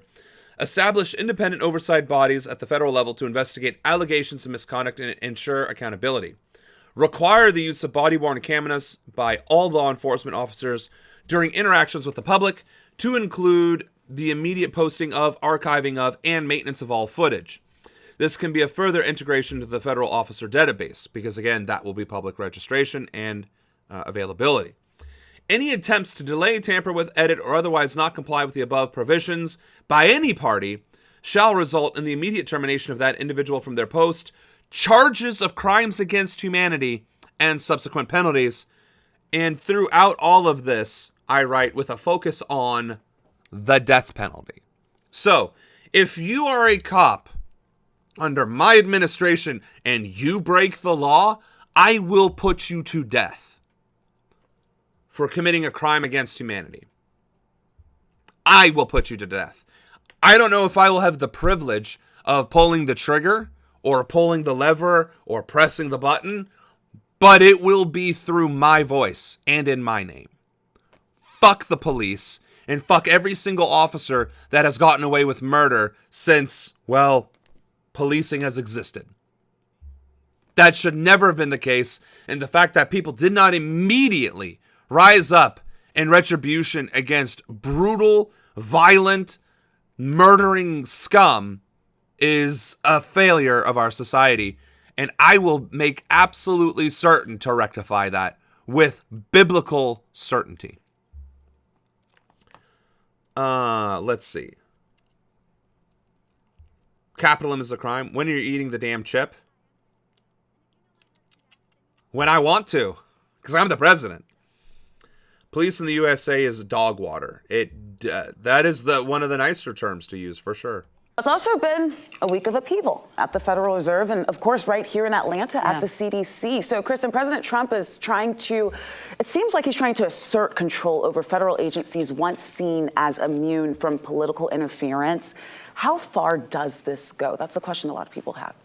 Well, it's a really important question, and the fact that he's moving to try to oust Federal Reserve Governor Lisa Cook, that he removed the head of the CDC, Susan Menares, and it's really raising questions for a lot of people, the president's critics say, about whether these agencies can be trusted if they are not independent, if the president... I'll skip right ahead to the answer. They can't. Because immediately after replacing the head of the CDC with RFK Jr.'s anti-vaxxer pick, that piece of garbage immediately started posting, publishing articles stating that vaccines do in fact cause autism when that has been debunked globally. Not just in America, globally. So no, we can't trust these agencies until they are once again returned to their independent state. Puts allies and those who basically agree with whatever he says in these high-profile positions. This is the battleground on which the president is fighting. And again, it's not just one agency, it's multiple agencies. Will Congress do anything to try to stop him? Here's the thing. This is all illegal. All of it is illegal. Trump is committing crimes left, right, and center, and in broad daylight. It is being reported as his actions and his decisions, but they are fucking crimes. So the fact that Congress isn't doing anything, the Supreme Court isn't doing anything, and the U.S. Marshals aren't arresting him is a failure of every single checks and balance that the Constitution created and that the federal government established. Unfucking believable. Just putting that out there. Or block him when they are back. That's what we'll be watching very closely to see, Faith. We will all be watching. Kristen, thank you so much. Meet the Press airs. All right. I guess that was enough of that. Oh, imagine that. More illegal activities. And Anna, exactly what she wrote. No government agencies can be trusted until Trump is no longer in charge because he fires anyone who reports anything he doesn't like. So the people still in office have to say whatever Trump wants, which is, again, illegal. and goes against the very premise of the Constitution and balance of powers. I can't get hard, not even with the blue pills. Will the salt trick work for me? All right, pay attention. First of all, I am offended. Why did I get an ED ad? Because I don't think there's anything that I've done or said that would imply that I have ED. Not a single thing. Not a single thing would imply that I am compensating for anything. Rude. And just moments ago, we got word from a U.S. appeals court. This is... Excuse me real quick while I stuff my pants and then stand up real quick. I'm going to need everybody.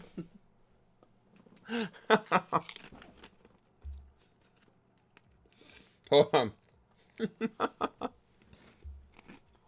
All right, we're going to take a quick break.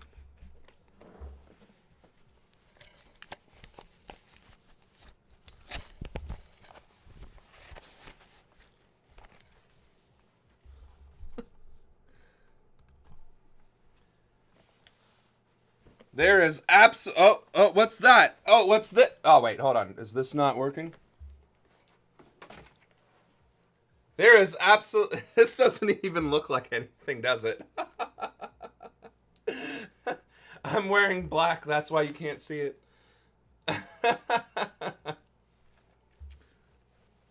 That didn't work at all. That joke that failed. That was an absolute failure of a joke right there. I apologize, chat. That wasn't very presidential of me. I apparently do need some gray sweatpants.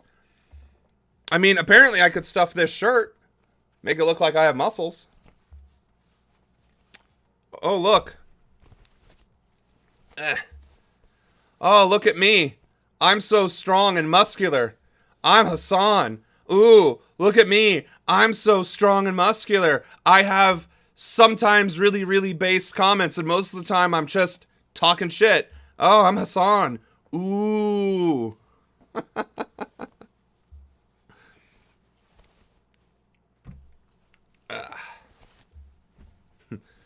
Do I even lift, bro?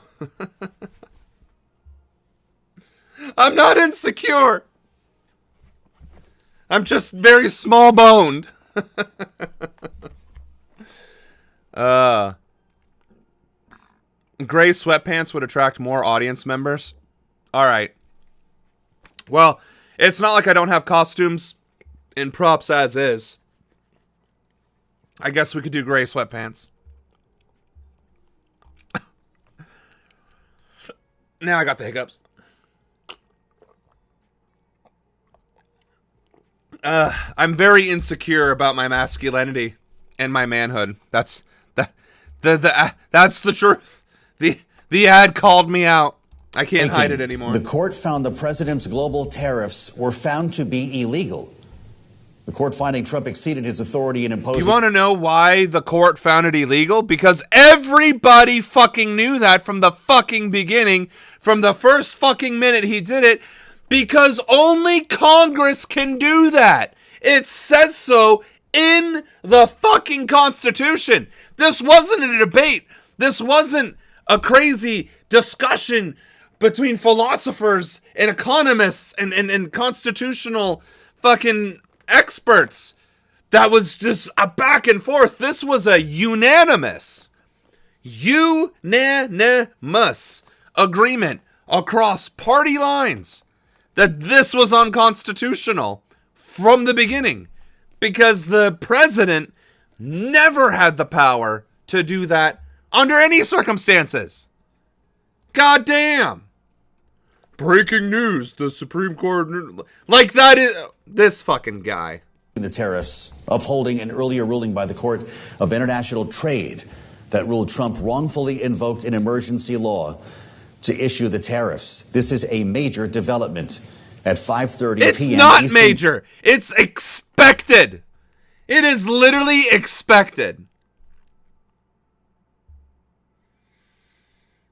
Unfucking believable. I don't even know what to say to that. Like, what do you even say to that? Okay, they ruled. I can't even watch this video. Sure, let's talk about canceling more money. Comprehensive view of your and it's aid money? Awesome. Money that could actually go towards helping people. Of course he's going to cancel that. The Trump administration has told Congress it plans to cancel previously approved funding for foreign aid. In a letter to House Speaker Mike Johnson posted online by the White House Office of Management and Budget, the president said he was proposing cuts totaling nearly $5 billion. No, we're getting rid of ads Department, under as well Ronanism. as the U.S. Agency no for ads International whatsoever. Development, or USAID. Back in February, the Trump administration announced plans to dismantle USAID as well as its overseas operations, with its remaining programs placed under control of the State Department. And in July, the House and Senate approved an additional $9 billion in cuts to the agency. For more on this, let's bring in CBS News congressional correspondent Nicole Killian. And Nicole, thanks for joining us tonight. This nearly $5 billion in foreign aid funding, it had already been previously approved by Congress. So how is the president able to block this additional funding for USAID? Well, we can't say it's a done deal just yet because there are a lot of lawmakers who are pushing back against this from both parties, most notably with respect to the Appropriations Committee, which controls, a lot of the funding here on Capitol Hill and how it's allocated, drafts a lot of the appropriations bills, of course, that ultimately fund government. And so we did hear a pretty strong statement earlier today from the Senate Appropriations Committee Chair, Susan Collins, a Republican from Maine, who basically said more or less that this is an attempt to rescind a congressionally appropriated fund, going on to suggest that that was unlawful. That is also the same language that we are hearing from Democrats like Chuck Schumer, who also called this unlawful, as did Jeanne Shaheen, who oversees the Senate Foreign Relations Committee, who called this dangerous. So, look. Yeah, because, again, it is unlawful. And it is dangerous because he's once again flagrantly disregarding the balance of powers and the separation of powers as outlined by the Constitution. So at least they're finally starting to report that the fact that this is illegal. I mean, that's an improvement. It only took, 9 months, 8 months of just blatant fascism and erosion of our Constitution for them to finally start admitting that, hey, maybe some of the shit that he's been doing is actually illegal. Like, maybe we should, do and or say something about that. Fun fact, when I was in college, I used to do voiceovers and jingles for radio and TV ads. Why aren't you Charlie Sheen then? You could have been 2.5 Men. You could have been a multimillionaire living your best life. All you had to do is a little jingle for radio and TV ads, and you'd be rich. You could have funded the revolution. All right. You need to follow Auntie Tawny, the voice actress creator, and you need to find out how she became a voice actress, and you need to get your ass, or voice rather, back into that shit, and let's go. Rapido. Yeah, 100 per ad back in 1932, which is like $10,000 in today's money. So, let's go. All right? Rapido. Rapido. Get more for less with Tim Hortons $1, $2, $3 menu. All right. Now, this is a targeted ad because I have 100% been eating Tim Hortons and getting a $3 sandwich every single day for the past couple of weeks. Now, am I promoting Tim Hortons?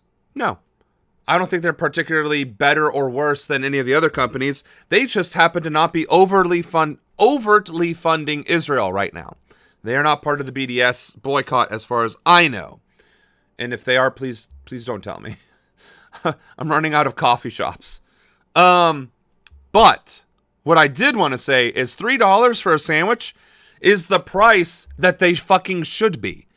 Right now, if you get the sandwich by itself, it's like $5. Why the fuck is a sausage, egg, and cheese McMuffin $5? Why was it anything more than $1? Like, inflation is literally price gouging. So their $3 menu is actually making the cost of their item reasonable. Because it used to be you could get a meal deal for $5 at Tim Hortons. And now it's 8 something. That's insane. You know about the dark money? You were getting paid to promote them and I have the money? Shit. Then if you could show me those checks that I forgot to cash, because I could really use them right now. Order any size beverage. Leaked emails from a top state official say Alligator Alcatraz will be empty in a matter of... How the fuck is the news parroting the language? How can you, as a reporter, as a journalist, as a correspondent, with a straight face, use the words of the enemy? It's a concentration camp. That's what it is. But it's still an ICE detention facility. Why would you call it Alligator Alcatraz instead of this ICE detention facility has been deemed illegal and is ordered to empty? Jesus fucking Christ. Let's not tell Leia. She will go see if it's part of the BDS list and tell you that you can't eat there. Yeah, I don't need to have more of my day ruined. Sounds a bit goofy. That is because it is. Imagine if Hitler and the Nazis gave Auschwitz a cheeky little name, and because it was in Austria, they called it Austrian Auschwitz. Like, imagine if the Nazis did that. Imagine if they tried making it funny and quirky. And that's what we're doing here. That's insane.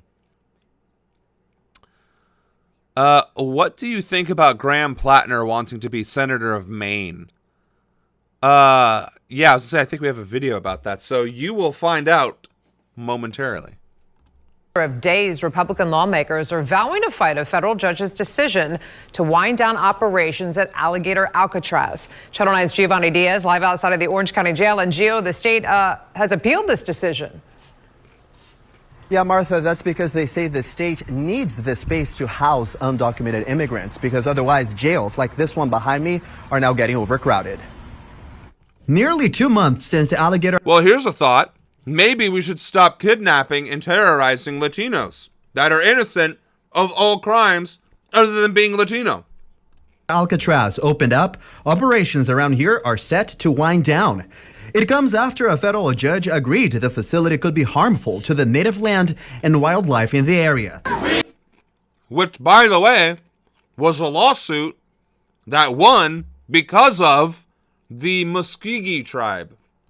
Well, it might not have been quite. No, it is. It is the... Oh, I'm sorry. Miccosukee tribe. That's the tribe who pushed for this. Advocacy groups had been looking into legal ways to stop Alligator Alcatraz even before it started housing detainees back in July. The governor promises to fight back. We're ready to help. We want to continue to help. We have to continue with this mission. It's important. How the fuck is this helping? Who is this helping? All this is doing is perpetuating xenophobia and racism. And ultimately, it's going to be good for the state of Florida. Yeah, he looks like he has how tall is he? 6'2"? He's actually tall, isn't he? How tall is he? Because he looks like he has a 17-inch neck. For just academic reasons. No other reason do I mention his 17-inch neck. We have to continue with this mission. It's important, and ultimately it's going to be good for the state of Florida. Still, emails exchanged between the state's emergency management director, Kevin Guthrie, and a faith leader in South Florida show Guthrie expects Alligator Alcatraz to be empty within days. The department was the responsible for building the facility in the first place. Now, Democratic lawmakers are cautiously calling this a win, while Republicans say it was a political move. The fight. Oh, it's the same lady. Cautiously calling this a win, while... Why does this motherfucker look like Pierce Morgan? Because that looks like Pierce Morgan. I thought that was Pierce Morgan, and then I realized he was a little too fatty. DeSantis is only 5'9"? Why does he have such a fat neck? Well, maybe it's only a 15-inch neck then. Still, we need the proper measurements. We absolutely do need the proper measurements. What would be my dream height? 6'0". Because by God, I deserve it. I deserve to be 6 foot tall, damn it. Republicans say it was a political move. The fight isn't over yet. Right now, the state of Florida is following the federal order and is depopulating the facility. But to be clear, the legal fight is not over. I'm going to do everything I can to fight them, to make sure we can deport them, whether it's through alligator Alcatraz or... Right. These racist pieces of shit. That's the only thing they care about. We want to deport them. That's all he's saying. Not, we want to make sure that our streets are safe, that our state is safe, that we can do the job of going after the cartel and the drug smugglers and all that shit. No, we want to deport them. That's it.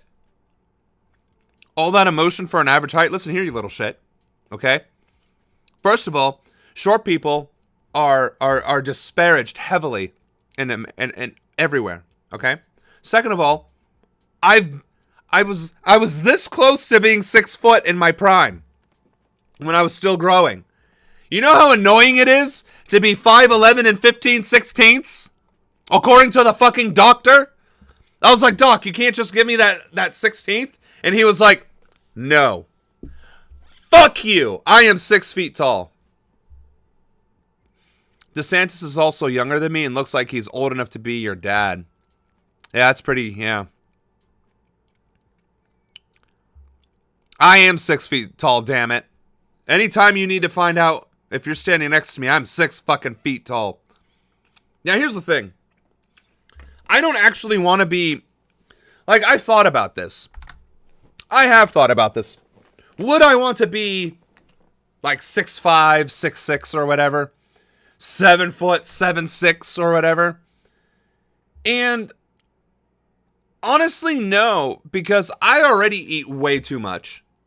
And my grocery bills are out of pocket. They are just out of pocket. And I already have back problems, and I'm only 6 foot tall. I fly a lot, and I fly economy. Do you know how little space I have? And now you want to add another 5 or 6 inches, probably to mostly my legs? No thanks. I think 6 feet tall is the perfect height to be tall, but not too tall that you can't participate in public transportation and like public settings. That's why I got the ugly hat. This is a fucking beret, sir, for the revolution. Don't diss the hat. Let's see. Trump claims to be 6'3" and 220, and that is obviously not true. Now, and here's the thing. Here's the thing. All right? Like, all bullshitting aside, right? Real talk, real chat right here. All right? Ghost chair notwithstanding. I am 6 feet tall. I weighed myself recently. I know for a fact I am 215 pounds. Okay? Now, 215 pounds. 6 feet tall. Now, this is sucking it in, out.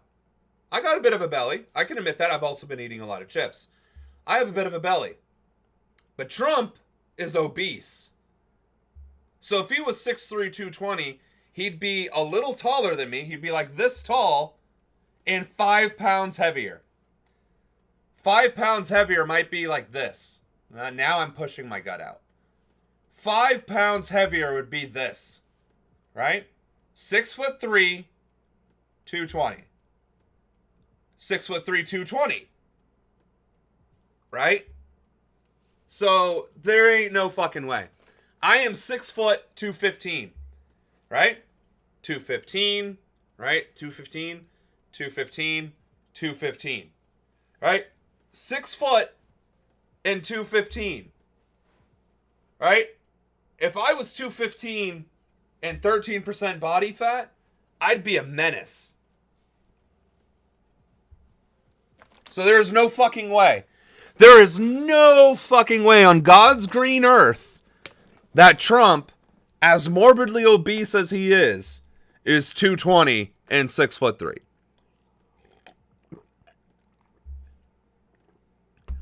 I think 6'2" is the ideal height. I mean, I guess as long as... Here's the thing, my knees are already fucked on airplanes, right? And they don't have much trains here in America, but I imagine, like, I've been on buses, and buses, your knees are touching at 6 foot. So if I was 6'3", it would have to be in the waist. I'd need to be the big and tall. But then you run into the proportions, right? Right? So this is my femur, right? If I had 3 more inches of femur, that would be a fucking problem. But if I had 3 more inches of waist in this femur, then it would be, you know, it would literally be this, which isn't terrible. That isn't terrible. But 3 more inches of femur, that would be fucking awful to deal with. Trump got the heels. I am definitely way smaller than Trump in weight, for sure. I'm probably his height or taller, though. I know a guy that's 6'9". Yeah, exactly. And then you got fucking Shaquille O'Neal, who's what, 7'1"? And then Yao Ming was 7'10" or 7'8" or something, and made Shaq look small. So, yeah. Look at those pecs. Yeah, my underdeveloped pecs. Trump got the heels. Apolitical, she's 5'3" and dated a guy that was 6'4". Yeah. Let's just make it harder for you to have a social media and your DMs not be devastated. Like, let's just ruin your ability to maintain social media. He was Hassan's height. Shit, that's funny. You know, I wouldn't put it past Anna and her crush. All right. So, racists want to make sure the concentration camp stays in place, and normal people are glad that it's going away.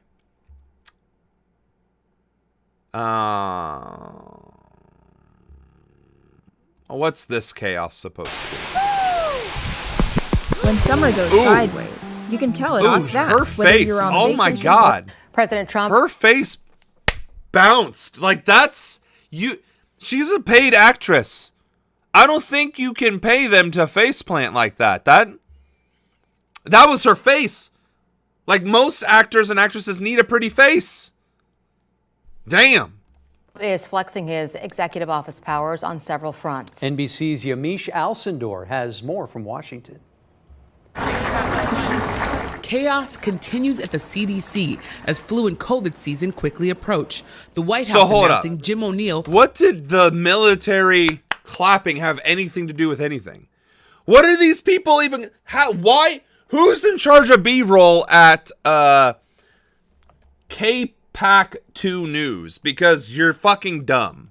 Will be interim acting head of the CDC. He is currently the deputy health secretary and an ally of Secretary Robert F. Kennedy Jr. Of course. He has no medical training. Does this fucking guy, look at this guy. You want this guy in charge of the CDC? Or, yeah, in charge of the CDC? Look at this fucking guy. Look at this guy. He was in the Bush administration. Biotech investor for Peter Thiel.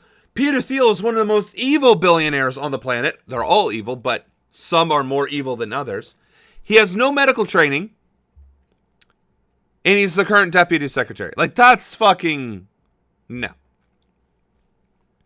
Speaking of fragile people, making crap up about themselves and others, Bill Maher thinks Woody Allen was the target of a Me Too witch hunt. Wasn't Woody Allen... Like, didn't he marry, like, his 14-year-old cousin? Woody is such a perv that he groomed his stepdaughter. Right, yeah, so, like, So Bill Maher is defending that guy? That's pretty fucking disgusting. Yeah, that guy looks like somebody who does economy or goes to the Epstein Island. Still.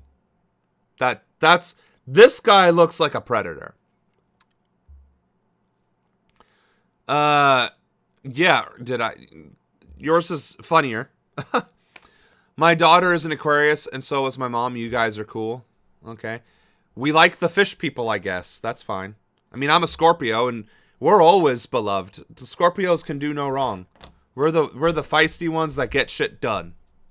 Worked at the health department in the George W. Bush administration. The announcement comes a day after the White House fired Susan Menares, the woman President Trump chose just last month to lead the CDC. And after at least 4 top health officials at the agency resigned in protest. I just saw science. Well, we talked about this. Really being compromised. We talked about this on Thursday. Resigning is trash. That's cowardice. That's a cop-out. That is you burying your head in the sand and showing your whole ass instead of fighting and forcing the piece of shit to fire you. And because if you resign, you can't be reinstated. If you're fired unlawfully, you can be reinstated. But a resignation is a resignation. Fucking idiots. Concerned about scientific integrity, particularly when it comes to things like vaccines. Menares clashed with Kennedy on vaccine policy. The former acting CDC... Imagine being a Kennedy and being the biggest piece of shit in America in healthcare. Imagine being a Kennedy doing all that good, and then your legacy is thrown out the window because of one of your progeny being one of the world's biggest pieces of shit. Director explaining the disagreement. He asked her to remove the leaders from CDC, and she was asked to approve, endorse recommendations coming out of the Advisory Committee on Vaccines that she did not believe represented the best science. One of the infectious disease experts who quit said he was optimistic when Kennedy introduced himself in a speech to the CDC. And that's not what's played out. So I'll say that I am not able to trust the secretary or his judgment. Kennedy, Correct. So if that's why, like, how are these why is it? I know the answer. I do know the answer. They are political appointments because of new administrations and the rules.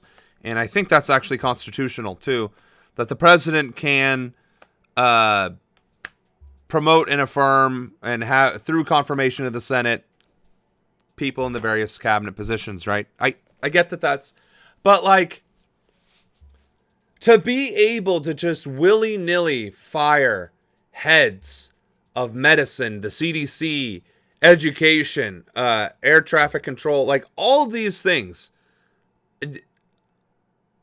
I feel like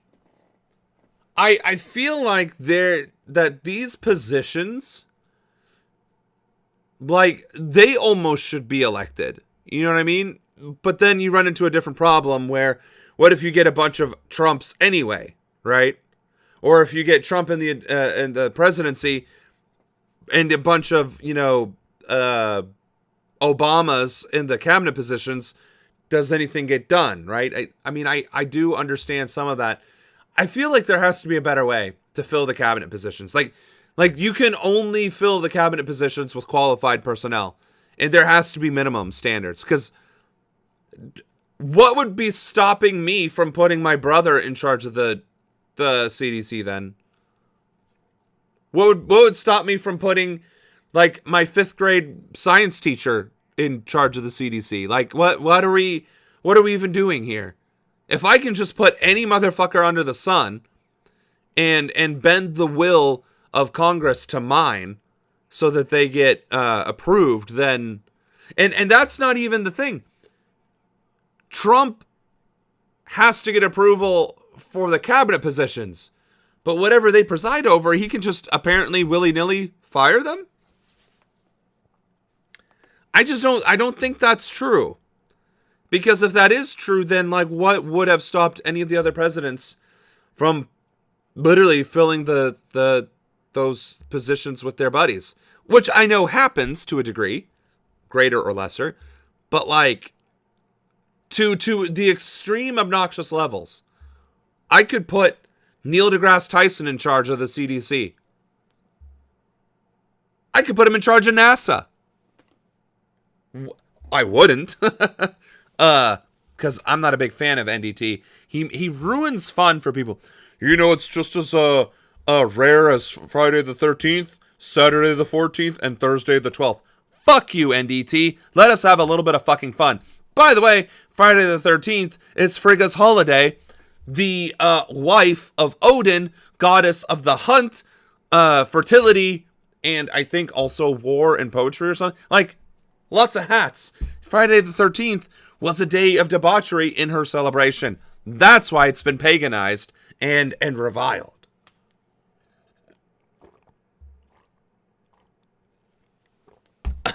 Right, I could put my sister in charge of the CDC. She's at least a fucking nurse. Still nowhere close to being qualified, but I mean, like, there's clearly nothing stopping me from... If there's nothing stopping Trump from putting the dumbest motherfuckers on the planet in charge, then why not put Hassan in charge of, I don't know, HHS? No. Yes, HHS.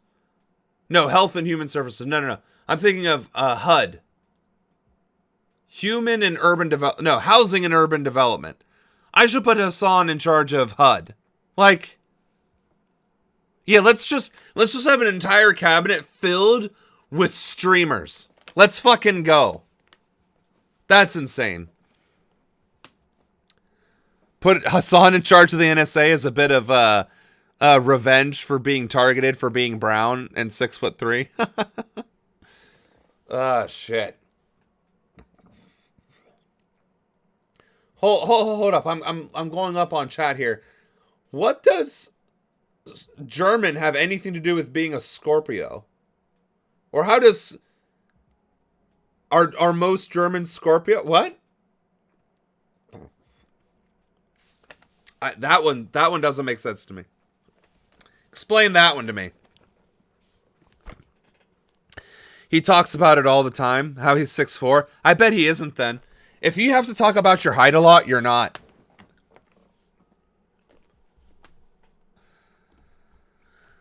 The personality of Scorpios is very German. You mean very based? Okay, sure. Time vaccine skeptic fired all advisory committee members in June. Many of his replacements are vaccine critics. Now, Republican Senator Bill Cassidy, who is also a doctor, is calling for the advisory committee to postpone its meeting next month. The senator writing in part, quote, "If it proceeds, any recommendation should be rejected as it lacks legitimacy." All of this happening as President Trump's battle with the Federal Reserve intensifies. Today, Lisa Cook's attorneys were in court fighting to keep her job. The judge did not make a decision at the hearing.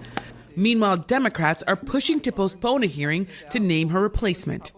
And yesterday, President Trump revoked Secret Service protection for former Vice President Kamala Harris, who's about to go on a national and international book tour. Typically, Vice President... Are you shitting me? Kamala is going on an international book tour. For what? Being the greatest sellout in American political history? For losing the most winnable presidential race in American history? The fuck?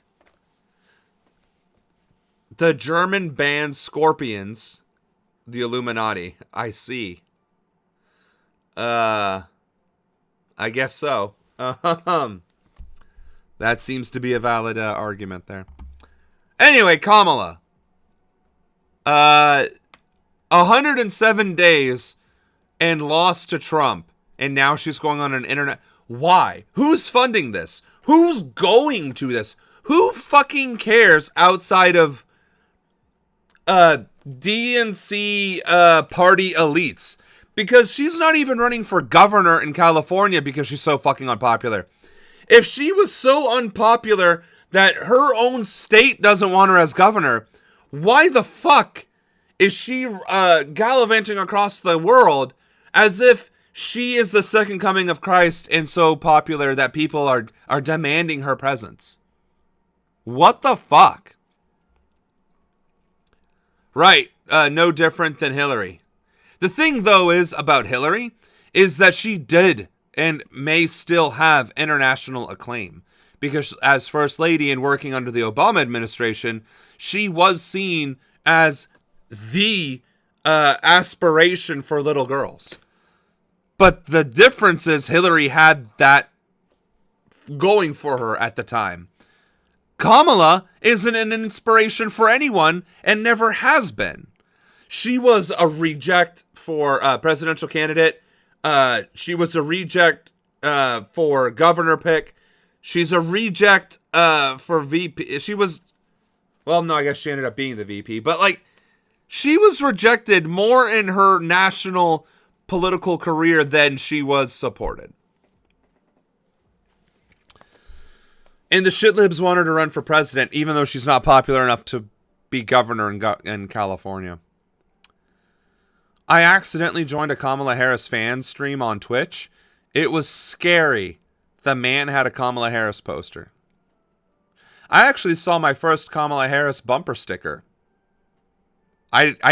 That's how unpopular she was, that there weren't even that many bumper stickers in New Hampshire, which is a bright blue state. Pop culture. Geez. All right. Moving on. Let's see. Oh yeah, this is definitely something we want to. So there's a reason this Utah judge called it the most dangerous place on the planet to give birth. And once you hear this, you'll understand why.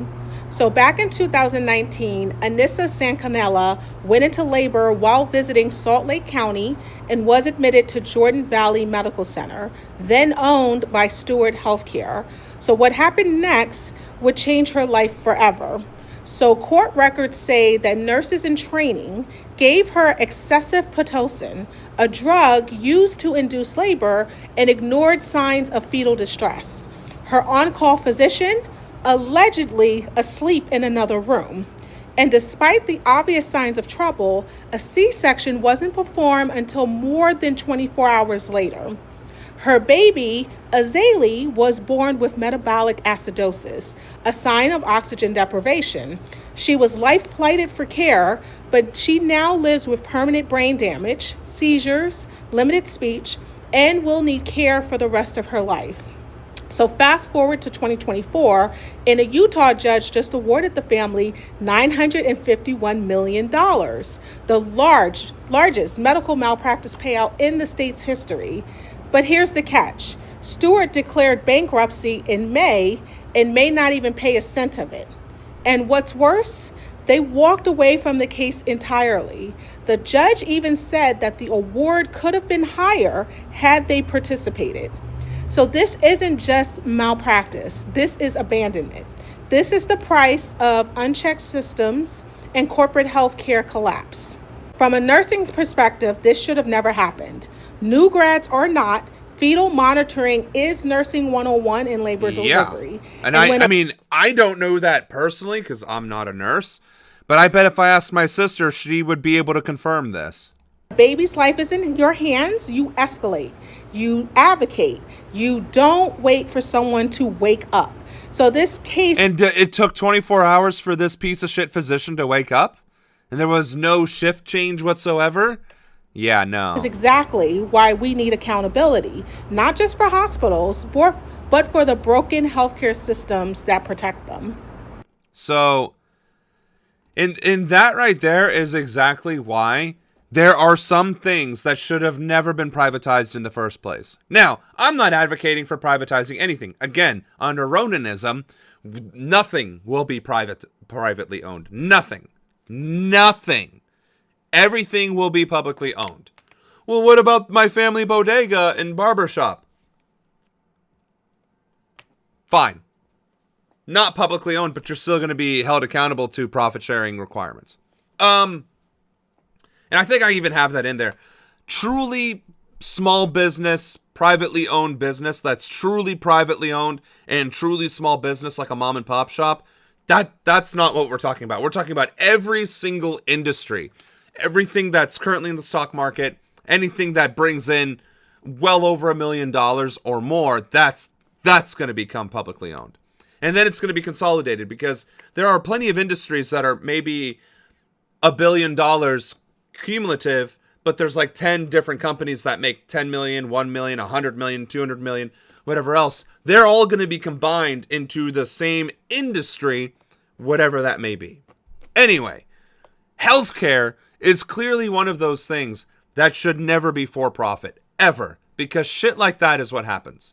Now, if it's publicly owned and operated by the federal government, that means everybody is a public employee, a federal employee, meaning they are subject to federal standards and regulations as well as laws. Of course, so are the private insurers, but they can just settle out of court for $1 billion or file bankruptcy and not pay a single fucking cent. Whereas under a federally publicly owned system, if there's malpractice, that person goes to jail. And the state or the government is then responsible for providing whatever services or care are necessary, as well as a compensatory fund, which would deter the malpractice in the first place from happening through rigorous training, rigorous oversight, and rigorous redundancies. So that right there is proof 101 why we need universal health care. And now the stupid software is freezing on me. Can we fucking switch? Thank you, you piece of garbage. All right. They gave me Pitocin, but the nurse noticed that Leia was in distress and I had a C-section immediately. Right. So, coming from someone who's dealt with that and knows. I mean, and thank God Leia came out all fine and happy and wonderful. Kamala Harris doing anything but talking about Palestine or leading. Here's the thing. Kamala Harris, as a former presidential candidate who was the nominee for the Democratic Party, who made it to the general election, so on and so forth, should be the de facto leader of the resistance. The de facto face of the resistance movement. Her face, her voice, her actions should be the only thing we see in the news. Condemning this administration, rallying other Democrats, rallying the people to resist this clown. And what is she doing? Going on a fucking book tour? Like, if ever there was evidence of not being worth your salt or leadership material, that's it. I remember when you were in post-pregnancy recovery and you got those pancakes. Kamala Harris is like the liberal final boss. Something. And her nurse went to the doctor immediately. Not talking about small Viagra business. Listen here. All right.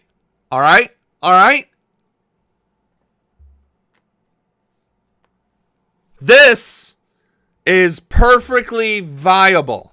Okay? Perfectly viable. Fun fact, Leia put her fist up in the air when she cried after being born. I have a picture somewhere. So she did the resistance. Survival. And if she had her little toy. All right. Let's see. We do want to cover Cardi. We might save Cardi B for Thursday, though, because I have no doubt in my mind that we're going to need some levity on Thursday. Oh, here we go. It's a remedy for combating homelessness. Buy a building and convert it to accommodate. This is exactly what we should be doing. Converting unused structures into housing. People who need a lift. Sharon Moore calls this place a life changer. While I was out there, I fell, I'm sorry to say, into a bad depression. I really did, because I don't know. Why would you be sad to say? Like, that is the most depressing thing that can happen in this country, is to become homeless. So no, you reacted correctly. Out there on the streets, I mostly slept at a park bench. If I didn't sleep at a park bench, I slept at a corner store. These hotel rooms are now homes for these people. Each room will be upfitted with a kitchenette, and the formula for rent is simple. 30% of a person's income, average rent for one of these is about $300 a month. Yeah, but see, 30% of your income is too fucking much. Yes, yay, you're helping them, but 30%, as they said, is $30 or $300. That means they have to live off of $700, which, generally speaking, is not enough money for a car, a phone, or the internet. And does that $300 include the internet and utilities? Because that, like, if all you can make is $1,000 a month, you're still very much so in poverty and struggling. Very much so struggling. You can't afford healthcare with that. You can't afford, well, you can afford dental insurance, but you can't afford healthcare with that. Cobra, and most employers, it's still $300 to $500. So, like, $300 for rent, $500 for health insurance, that's $200 left over for food. I spend between $200 and $400 a month on food. So, no, like, that's exactly. Cuba, 8% of your salary. That makes much more sense. Yeah, bit of a nothing burger, correct. That 30% is way too fucking high. 10%, 15%. And 15% would be pushing it, in my opinion. A handout, it's a handout. This is about people who sign leases, live by rules, live by regulations, are elderly, and everybody here pays rent. There's not somebody dropping down from heaven paying the rent. They're paying the rent themselves. This is no longer a La Quinta, says a sign on the front door. Yeah, see, but that goes back to the brainwashing. They're paying their rent. They're doing something. No handouts. It's like, buddy, you do realize how brainwashed you are, right? Like, you don't see that? Oh, of course you don't. If people are homeless because they can't afford rent, it isn't because they don't want to not afford rent and therefore choose homelessness. It's because the housing market and the job market and wages are so fucked up that it is impossible in many parts of this country to afford to live unless you're making $60,000, $70,000, $80,000 a year, which are not entry-level jobs. That it just isn't. It's now Hideaway Bay Apartments. And actually, entry-level job. That in and of itself is capitalist brainwashing. Why is a job entry-level? Why is labor valued less? Because it's deemed so. Why does a janitor make less than a CEO? Why does a manager make more than the fry cook? How are their roles? If anything, if you got rid of the manager, the fry cook could still cook fries. But if you got rid of the fry cook, the manager would have to cook fries. And then they wouldn't be managing. So clearly the more valuable position is the fry cook. And yet that is considered entry level and minimum wage and unskilled. You see the problem here? Yeah, no handout. Don't tax the super rich people though, because that's not a handout. That's smart investing. Handouts for the rich are good. Socialism for the rich is good, but rugged bootstraps for the poor. Right, subsidies from the government, which are exactly handouts. Miami-Dade's Homeless Trust paid $14 million for the hotel. A nonprofit company specializing in homelessness operates it. It can accommodate about 130 people. Ron Book, who heads up the Homeless Trust, says Miami-Dade continues to make great strides in getting people off the streets. But we're now down to less than 1,000 individuals living unsheltered, and the only way we're going to get the balance of them off the streets is creating housing opportunity.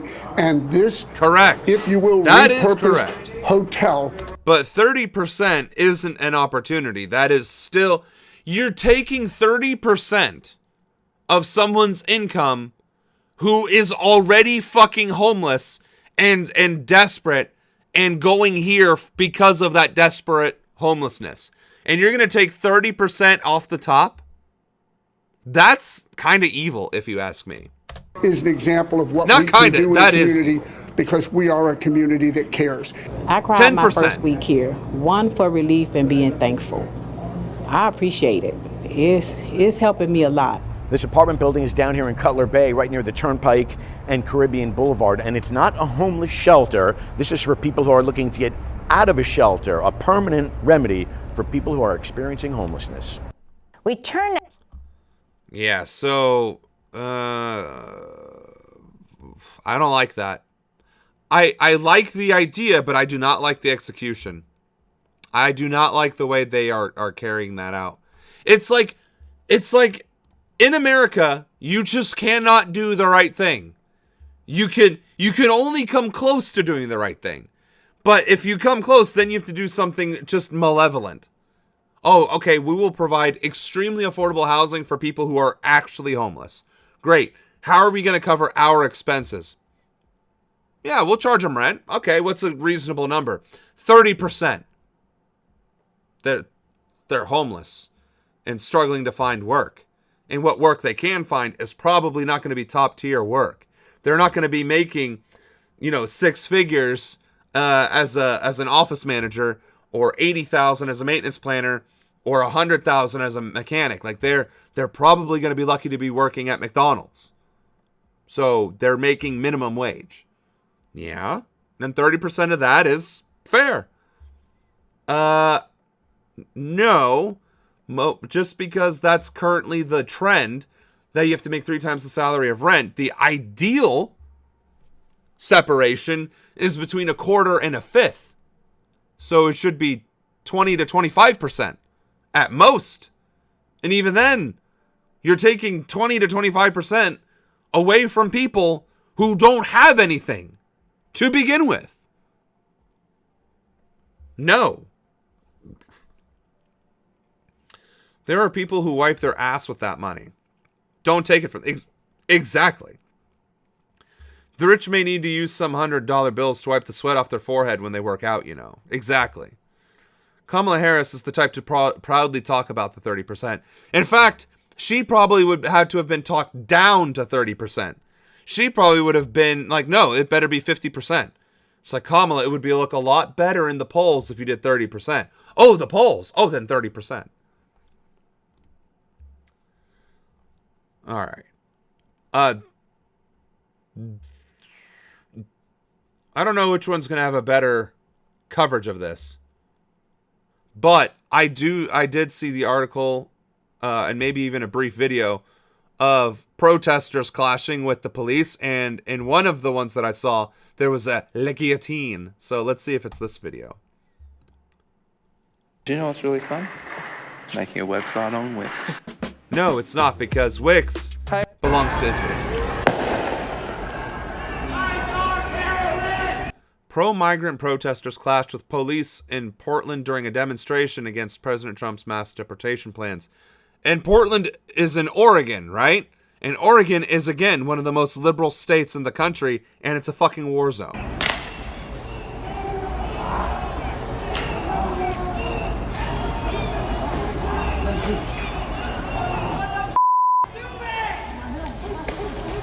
And again, tear gas against the civilian population is a war crime, which is a violation of the Geneva Conventions. A war crime.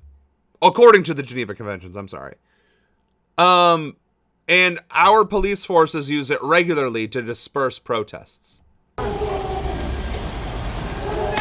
Alright, this is not that video.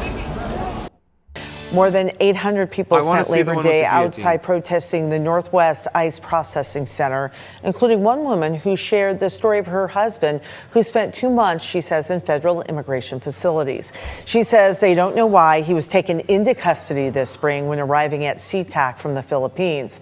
The woman shared her husband has a green card and has lived in the U.S., she says, for 30 years. Protesters claim the detainees are not receiving the proper food or medical care. They're not. Like that, it's not a claim. It has been widely and accurately reported that they are not. Even describing the conditions as inhumane. Which has also been a lack confirmed. Of care when it comes to, necessities, basic needs, good water, quality water. Our Seattle sister station did reach out to federal authorities for a response regarding some of the claims that were made. However, they're not claims, they are facts. It has been proven over and over again that that is happening. Now to national news. President Trump plans to make an announcement from the Oval Office today. No word on what he's going to discuss, but it comes during a week of planned protests across the country. Morgan Norwood has the details. Protesters taking to the streets on Labor Day, railing against President Trump and other billionaires who they claim are taking power away from the working class. It's not a claim. Quit reporting as if facts, as truth, as reality is anything other than that. This is what I'm talking about. This free press bullshit isn't free if they can't say the words that billionaires are heavily influencing our politics and directly contributing to the suffering of the masses. These aren't claims. These are irrefutable,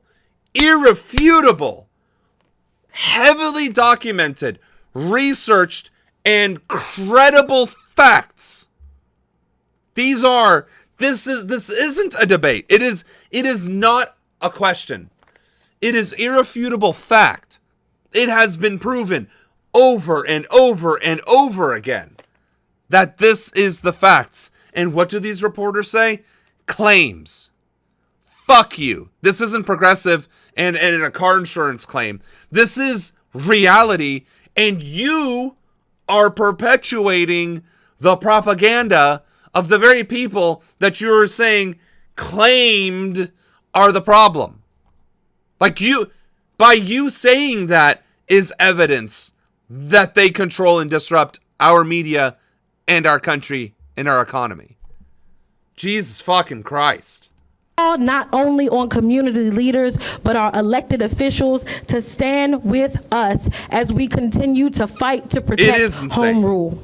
DC's mayor struggling to walk a political tightrope, initially welcoming the... It's not a political tightrope. She's selling out like the coward she is. Law enforcement, but later saying the involvement of immigration agents went too far, criticizing the use by some agents of masks to hide their... These are bounty hunters. Identities. But Trump praising DC's mayor yesterday, saying, wow, Mayor Muriel Bowser of DC has become very popular because she worked with me and my great people in bringing crime down to virtually nothing in DC. The Trump administration says among the recent arrests in DC is a suspected MS-13 gang member in the country illegally. Oh, so you're gonna not only... Oh my God. You're gonna report on like the one circumstance that also benefits the propaganda. Fuck this bitch. It's derogatory. I'm trying to be derogatory. Cancel me, motherfucker. This bitch is a coward and failing to uphold her responsibility as a journalist. No troops in Chicago! No troops in Chicago! In Chicago, demonstrators condemning Trump's threat to launch an immigration crackdown in the Windy City as soon as this week. We're going to defend our democracy in the city of Chicago! We're going to protect the humanity of every single person in the city of Chicago! The mayor threatening legal action and signing an order barring Chicago police from helping federal authorities with immigration enforcement. In the meantime, new data shows the administration's immigration crackdown is reshaping the U.S. labor force. More than 1.2 million immigrants have vanished from the workforce since January. Bro, that's not good. That is 2% of the total population of Latinos in America. 2% of the total population of Latinos in America have disappeared. Now, I don't know about you guys, but there are 1,000 thousands in a million. So there have been, since January, 1.2 million. Actually, I'm going to have to open up Excel because I don't. So call it January 21st, right? So 1, 21, 25. And then today. And then you subtract that. So it's been 224 days of this administration. That seems a little bit much, but okay, whatever. So you take 1.2 million, divide that by 224. That means, on average, there have been 5,358 immigrants disappearing every single day since this administration came into power. And we know that's not true because the quota started off at like just criminals, and then it became 1,000, and then it became 3,000, and then it became 7,000. So a majority of that had to have been in the past couple of months, meaning 10,000 or more a day were disappeared. And again, this is the closest they're coming to saying that immigrants have been kidnapped and trafficked. That's still a very terrifying statistic. 1.2 million immigrants disappeared since January, since this regime started, which is an average of 5,358. Like, that's not normal. That's not normal unless you are trying to ethnically cleanse and erase and commit genocide against a people. Like, no. Immigrants make up nearly 1 in 5 U.S. workers, including nearly half of all farm workers and 1/3 of construction workers. Farm advocates say crops have been left to rot, and contractors say they're now struggling to fill crews at job sites. Morgan Norwood, ABC News, New York. And that's what happens when you decide to be a Nazi. When you're a Nazi and you decide to engage in Nazi activities, your food supply suffers, your housing and construction suffers, your infrastructure suffers, and people become extremely, extremely terrified because you're being Nazis towards them. So this regime is 100% going to follow in the footsteps of their predecessors, the Nazis.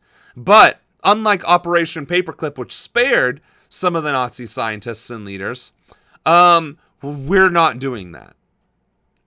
We're not. My administration is going to put a permanent and decisive end to this regime and everyone involved in it. Oh yes, everyone. There will be many who are no longer with us by the end of my 100 days of office. The pigs love abusing women and people of color, especially women of color. Yes, they do. Ours on the Rules Committee voted down an amendment that would require the Speaker to hang a plaque honoring Capitol Police officers who protected members who were murdered on January 6th, which is already required by law. Awesome. Surely the USA cannot get houses under $500K or cheaper groceries without deporting every brown person. Yeah, that's the thing. We have already deported 1.2 million or terrorized 1.2 million, and our housing prices are only going up, and our grocery prices are going up. So clearly, all of this terrorism is only resulting in making life harder for everyone. But because of that, they get to blame the immigrants even more. See, they're still here. Your life is still hard, so we got to get rid of more of them. A couple of weeks, couple months later, see, look, it's still hard for you to find a house and to buy food. It's because of the damn immigrants. That's what the Nazis did. By blaming the Jews for every fucking problem in Germany, even the ones that were self-inflicted. And that's why I said, there is no difference between Nazi Germany and Trump's America. None. There is no difference. Zero. Zero difference. Whether there are death camps or not is arguably irrelevant because the death toll that has been caused by ICE and the actions of this regime are still significant.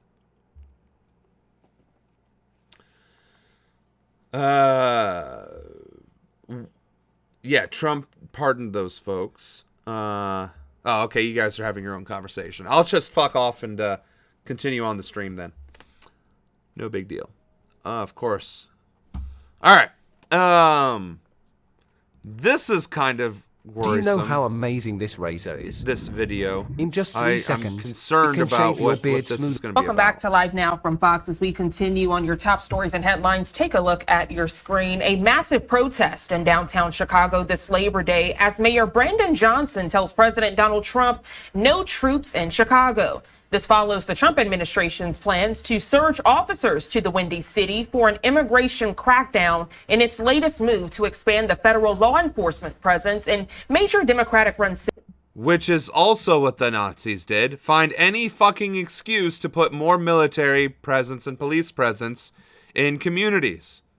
This is literally the Nazi playbook. A lot to break down, so we want to check in now with Fox 32 Chicago's Joni Lum for the latest on this developing story. Joni, always a pleasure. Good morning to you.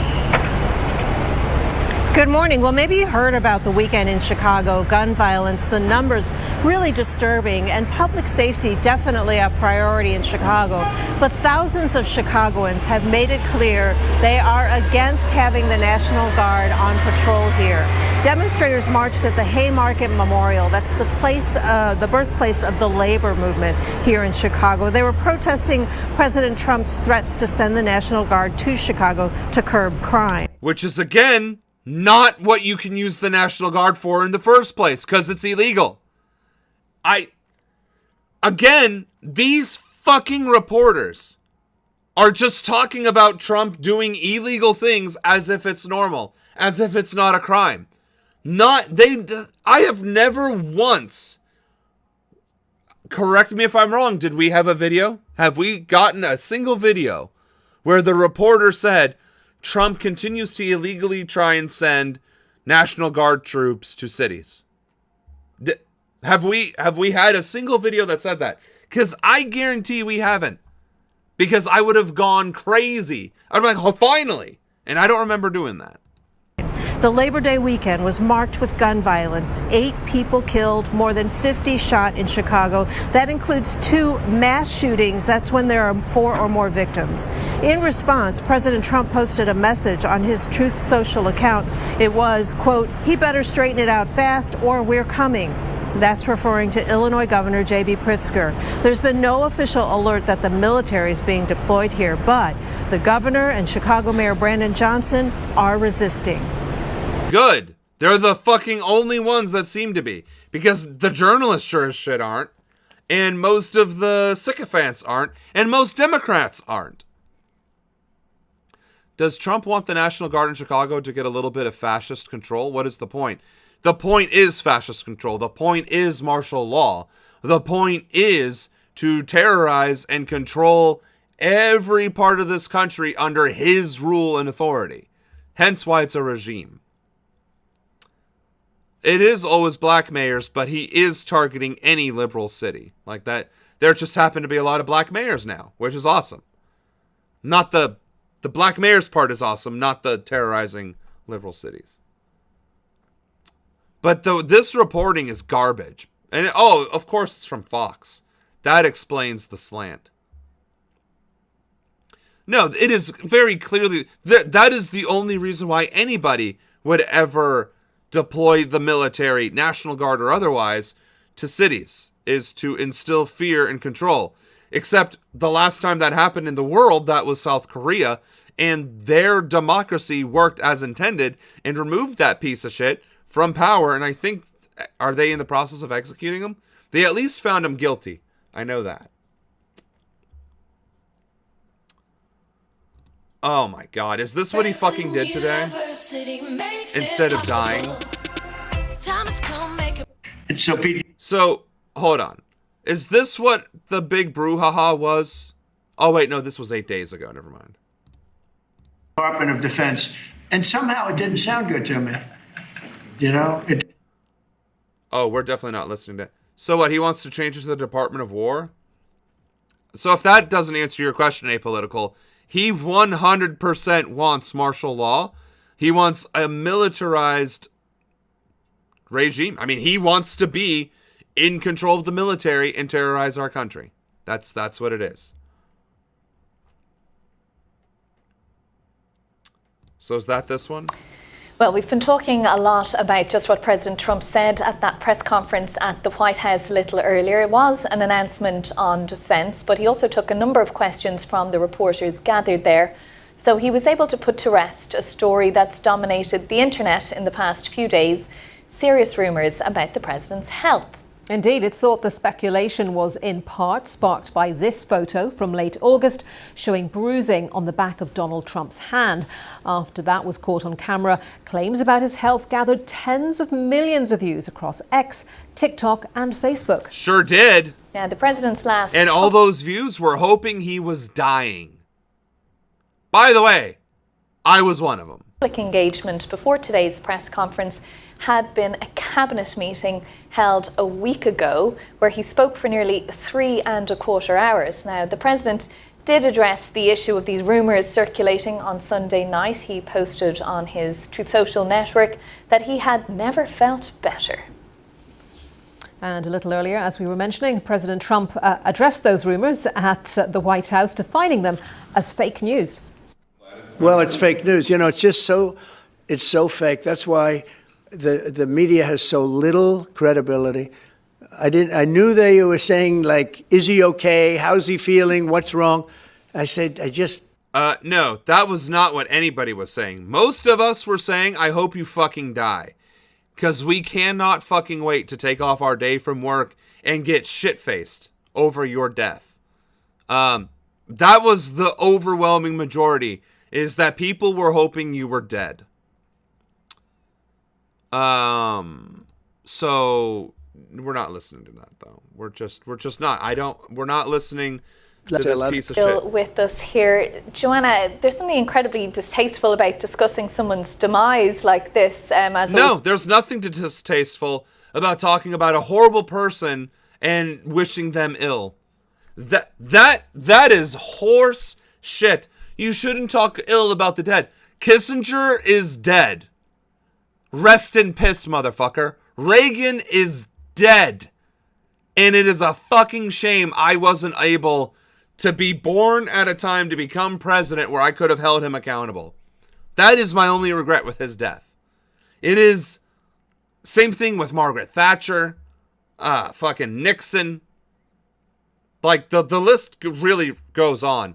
Like, there are a lot of people that deserve to be dead, that are dead, and that should be dead. There are a lot of people that are still alive that should be dead and deserve to suffer.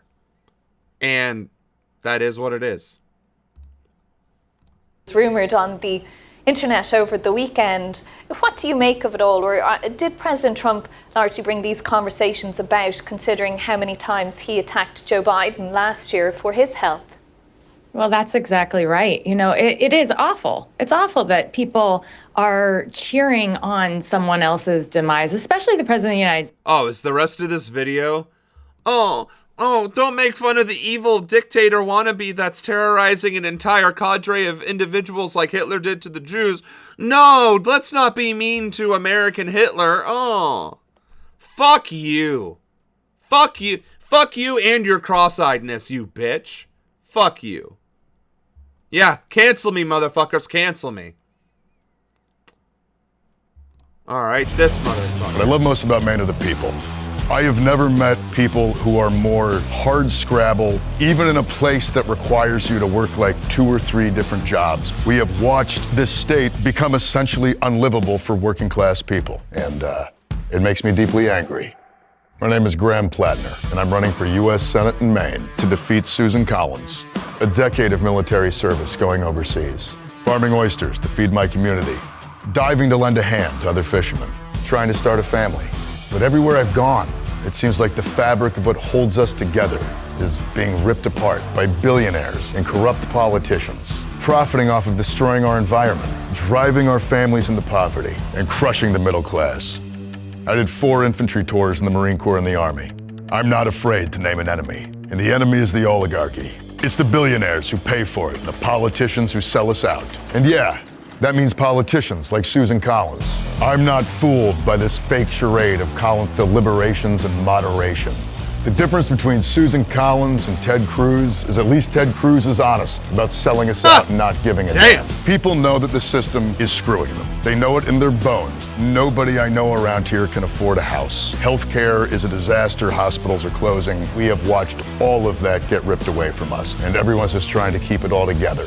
Why can't we have universal health care like every other first world country? Why can't we take care of our veterans when they come home? Why are we funding endless wars and bombing children? Why are CEOs more powerful than unions? We fought 3 different wars since the last time we raised the minimum wage.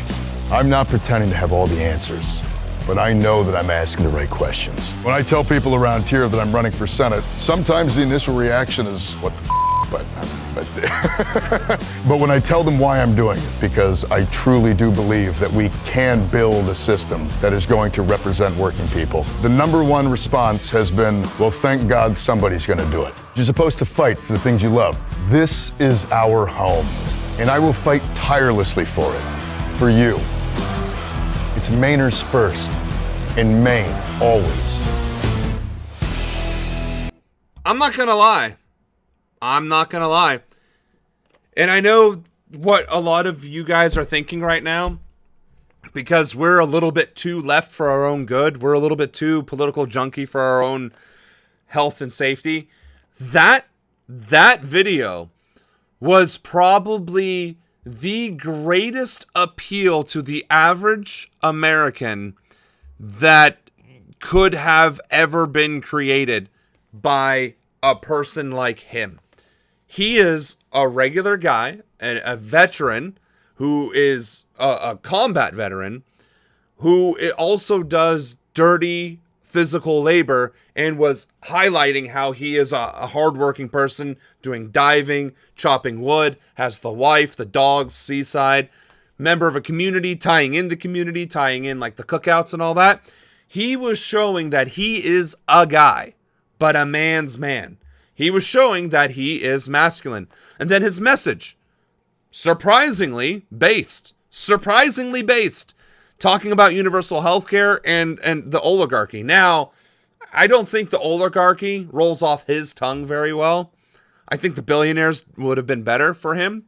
I think he used the oligarchy to try and kind of pander a little bit to the Bernie fans. But overall, I think that video would be very broadly appealing to the does not vote crowd. There's a guy who doesn't give off anything other than a guy who's fed up with shit, running for Senate and running with it. Now, the production quality of that video, the rights to that song, that is where I start drawing some questions, because again, I have the same bona fides. I didn't fight. I didn't have a combat tour, but I was in the military and I was stationed overseas. I've done dirty manual labor. I was a maintenance tech for 10 years. I don't know that I would want to chop wood. I could cut grass. I can water my grass. I could do some sort of manual labor, sure, but like, when I reached out to the Democratic Party, they just told me to eat mud and work my way from the bottom all the way to the top. This guy was never in politics, but he's jumping straight into the Senate. It makes me question, how did the DNC approach him, or did he approach them? And if so, how did that work? Because, yeah, he has a nice house in Maine, but the only thing that makes me question him is how and why would the DNC support that? Why would the Democratic Party support him and not one of their own bootlickers? That's the only thing that makes me question the legitimacy of his campaign, especially because he also went viral right away, which means he had to have had money to either pay for the production of that video and or to advertise it. And that money had to come from somewhere. And if it came from the party, then what do they have on him? Or does he have on them?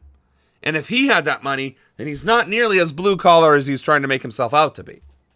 That being said, like Anna said earlier, I do hope he is as based as he seems.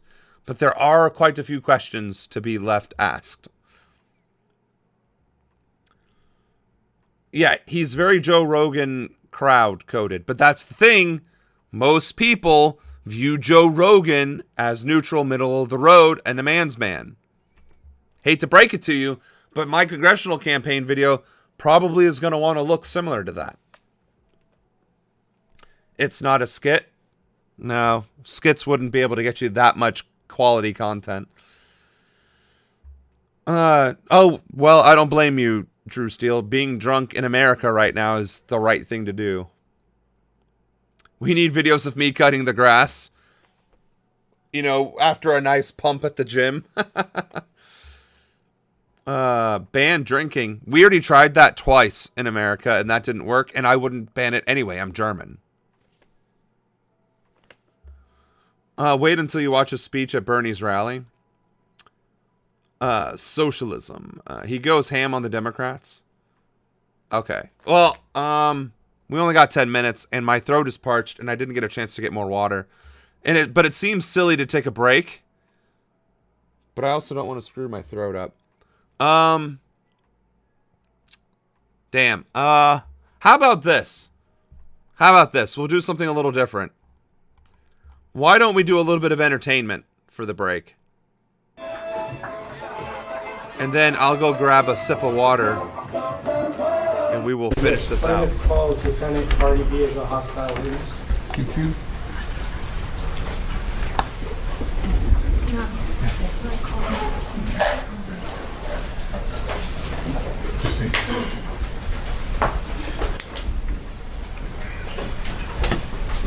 Ma'am, may I please have you stand right next to the court reporter? Please raise your right hand. Do you solemnly state that the testimony you may give in the cause now pending before this court shall be the truth, the whole truth, and nothing but the truth, so help you God? Thank you. May I please have you state and spell your first and last name for the record? My name is Delphine Martinez. May I please have you spell it? The whole thing? First and last name is fine.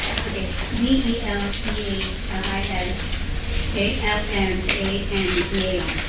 Great, thank you. You may take a seat. Please watch your step.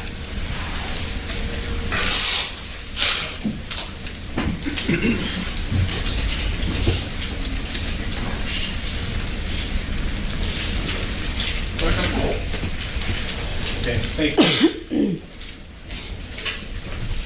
Thank you all for coming back. Good afternoon, Ms. Almanzar. Do you prefer I call you Ms. Almanzar, Cardi B, or it doesn't matter? I mean, y'all been calling me Cardi B. Okay. You feeling better today? Maybe. And I'll need you to speak up, man. Yeah. Hard to hear you. Yeah, a little better.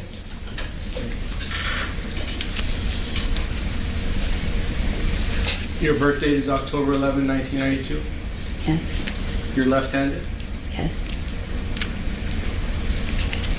Are you the firstborn child? To my mom.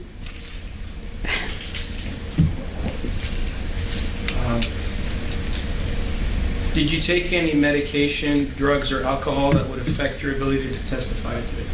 No.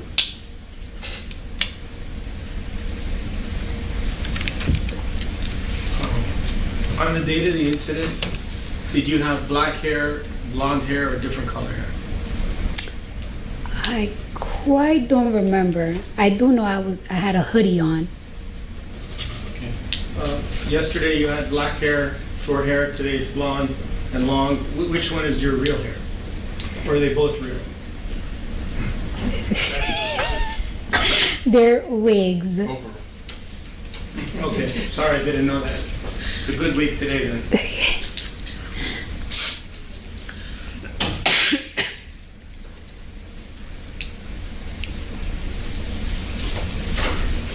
Do you have any affiliation at this time with a gang? Hold up. Did I just sit down at the exact moment he asked her if she had a gang affiliation? Are you fucking serious? That violates social liberty. At this time with a... Do you have any affiliation at this time with a gang? Oh, what kind of racist motherfucker asks that question to a black woman on trial for anything? What? She's Cardi B.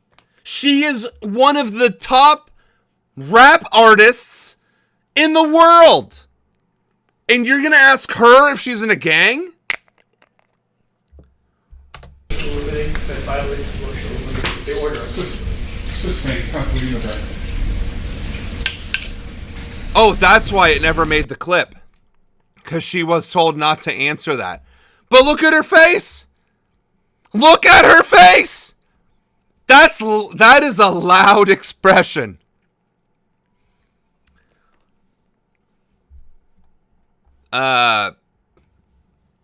Okay.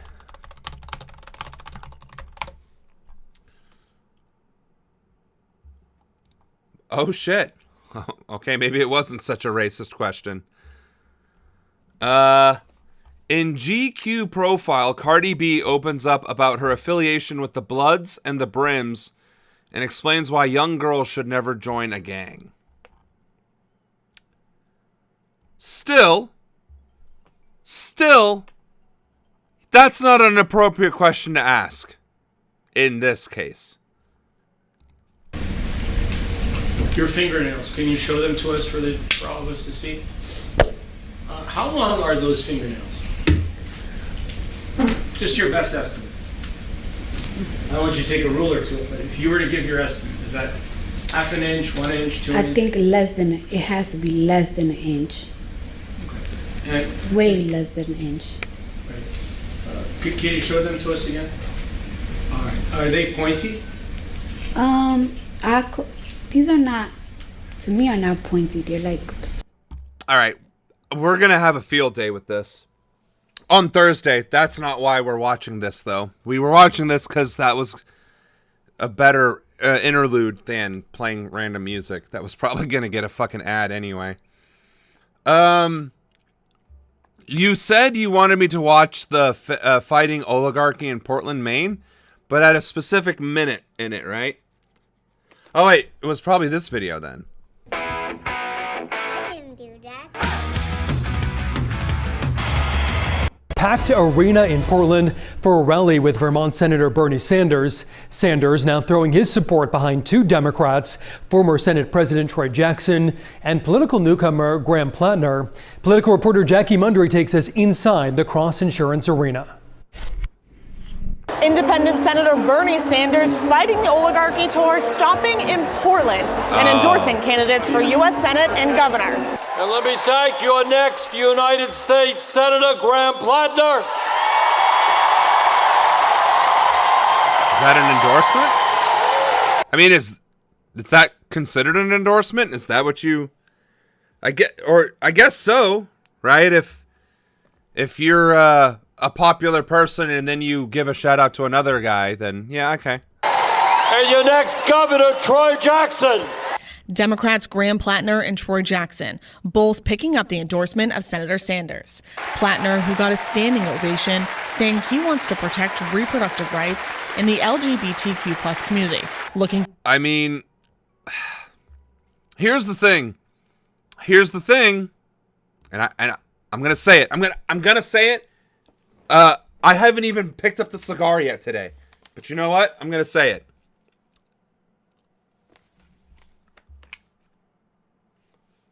When Zoran ran for mayor, is still running for mayor for New York City, and he got his 0-0 to something and winning the Democratic primary, he was based as fuck.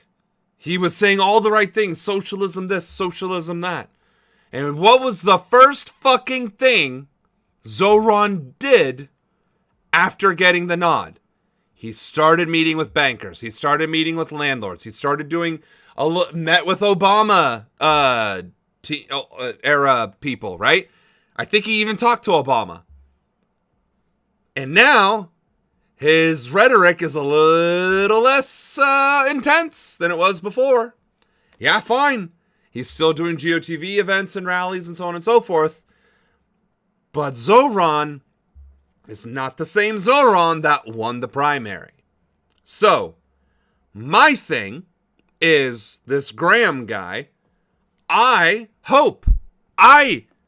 legitimately, et nomine Patri et Filii et Spiritus Sancti, please let this guy be the real deal. But the reality is, I would also not be surprised if he does a bait and switch, or he starts getting a little bit too big for his britches and thinks he's got this with or without the party, and then the party pulls the rug out from under him or does something to make him change. Because again, the party got to Bernie as well. So my concern is that Graham is in over his head. That's my concern.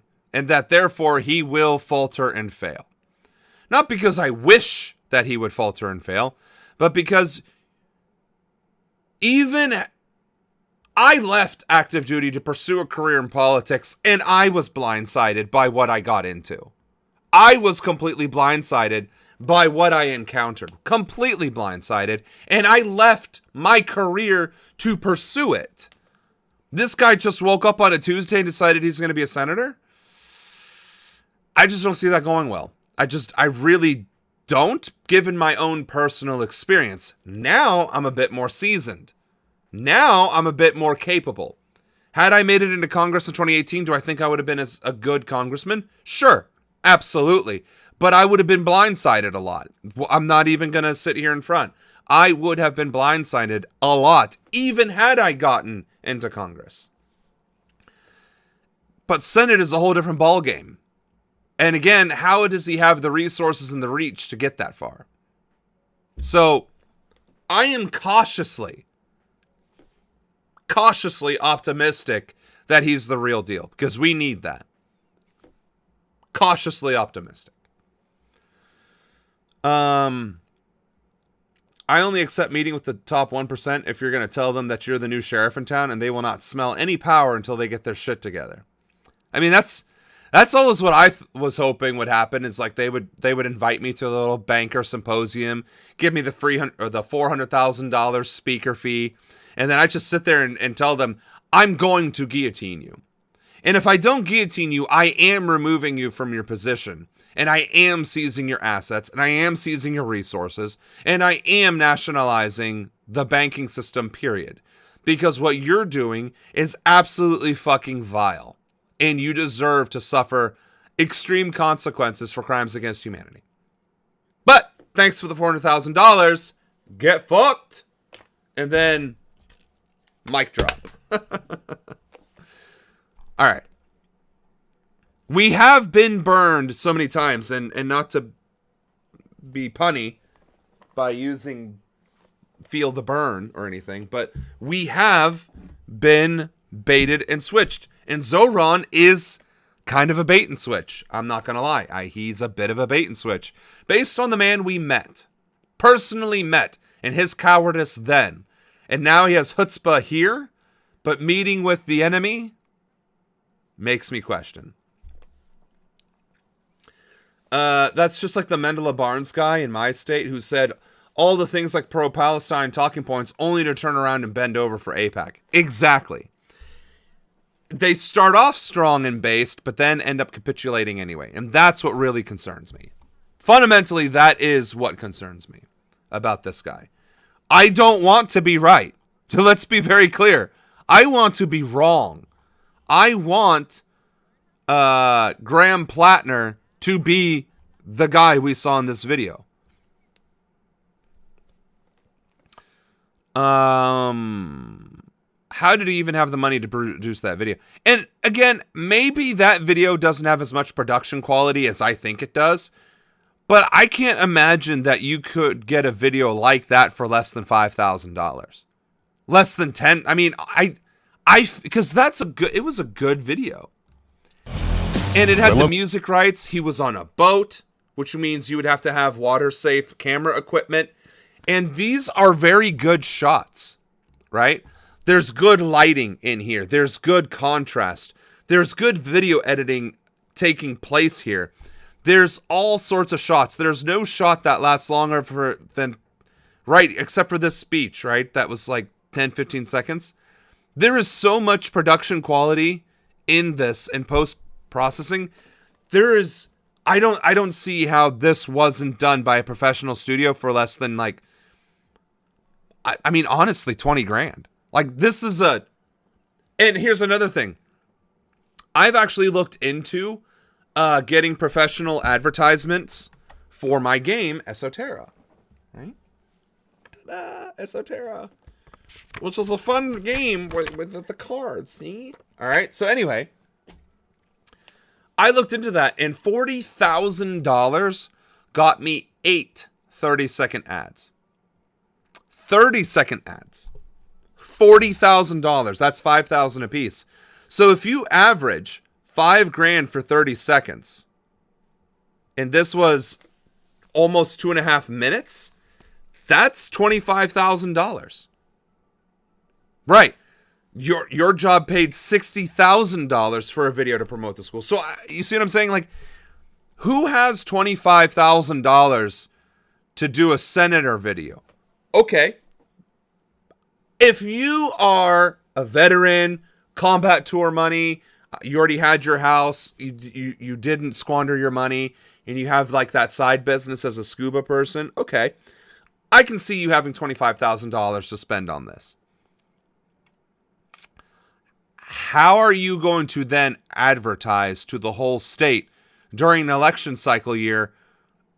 I don't know how much that shit costs. How much does it cost to advertise on television for Maine? Advertising on television in Maine can cost from a few $1,000s for local campaigns to potentially over $200,000 or more for broader reach, depending on factors like market, time slot, reach, and production quality. A new advertiser might budget $2,000 to $5,000 per month for a 3-month campaign, which includes commercial production costs. Factors like the chosen location, cable networks, or streaming services, and the specific target demographic all influence the final price. So let's just say Senate campaign, $200,000. There are not many people that have $200,000 and whose that $200,000 isn't for retirement. All right. This man would have needed nearly $250,000 to risk it all. I don't have $250,000. I can tell you that right fucking now.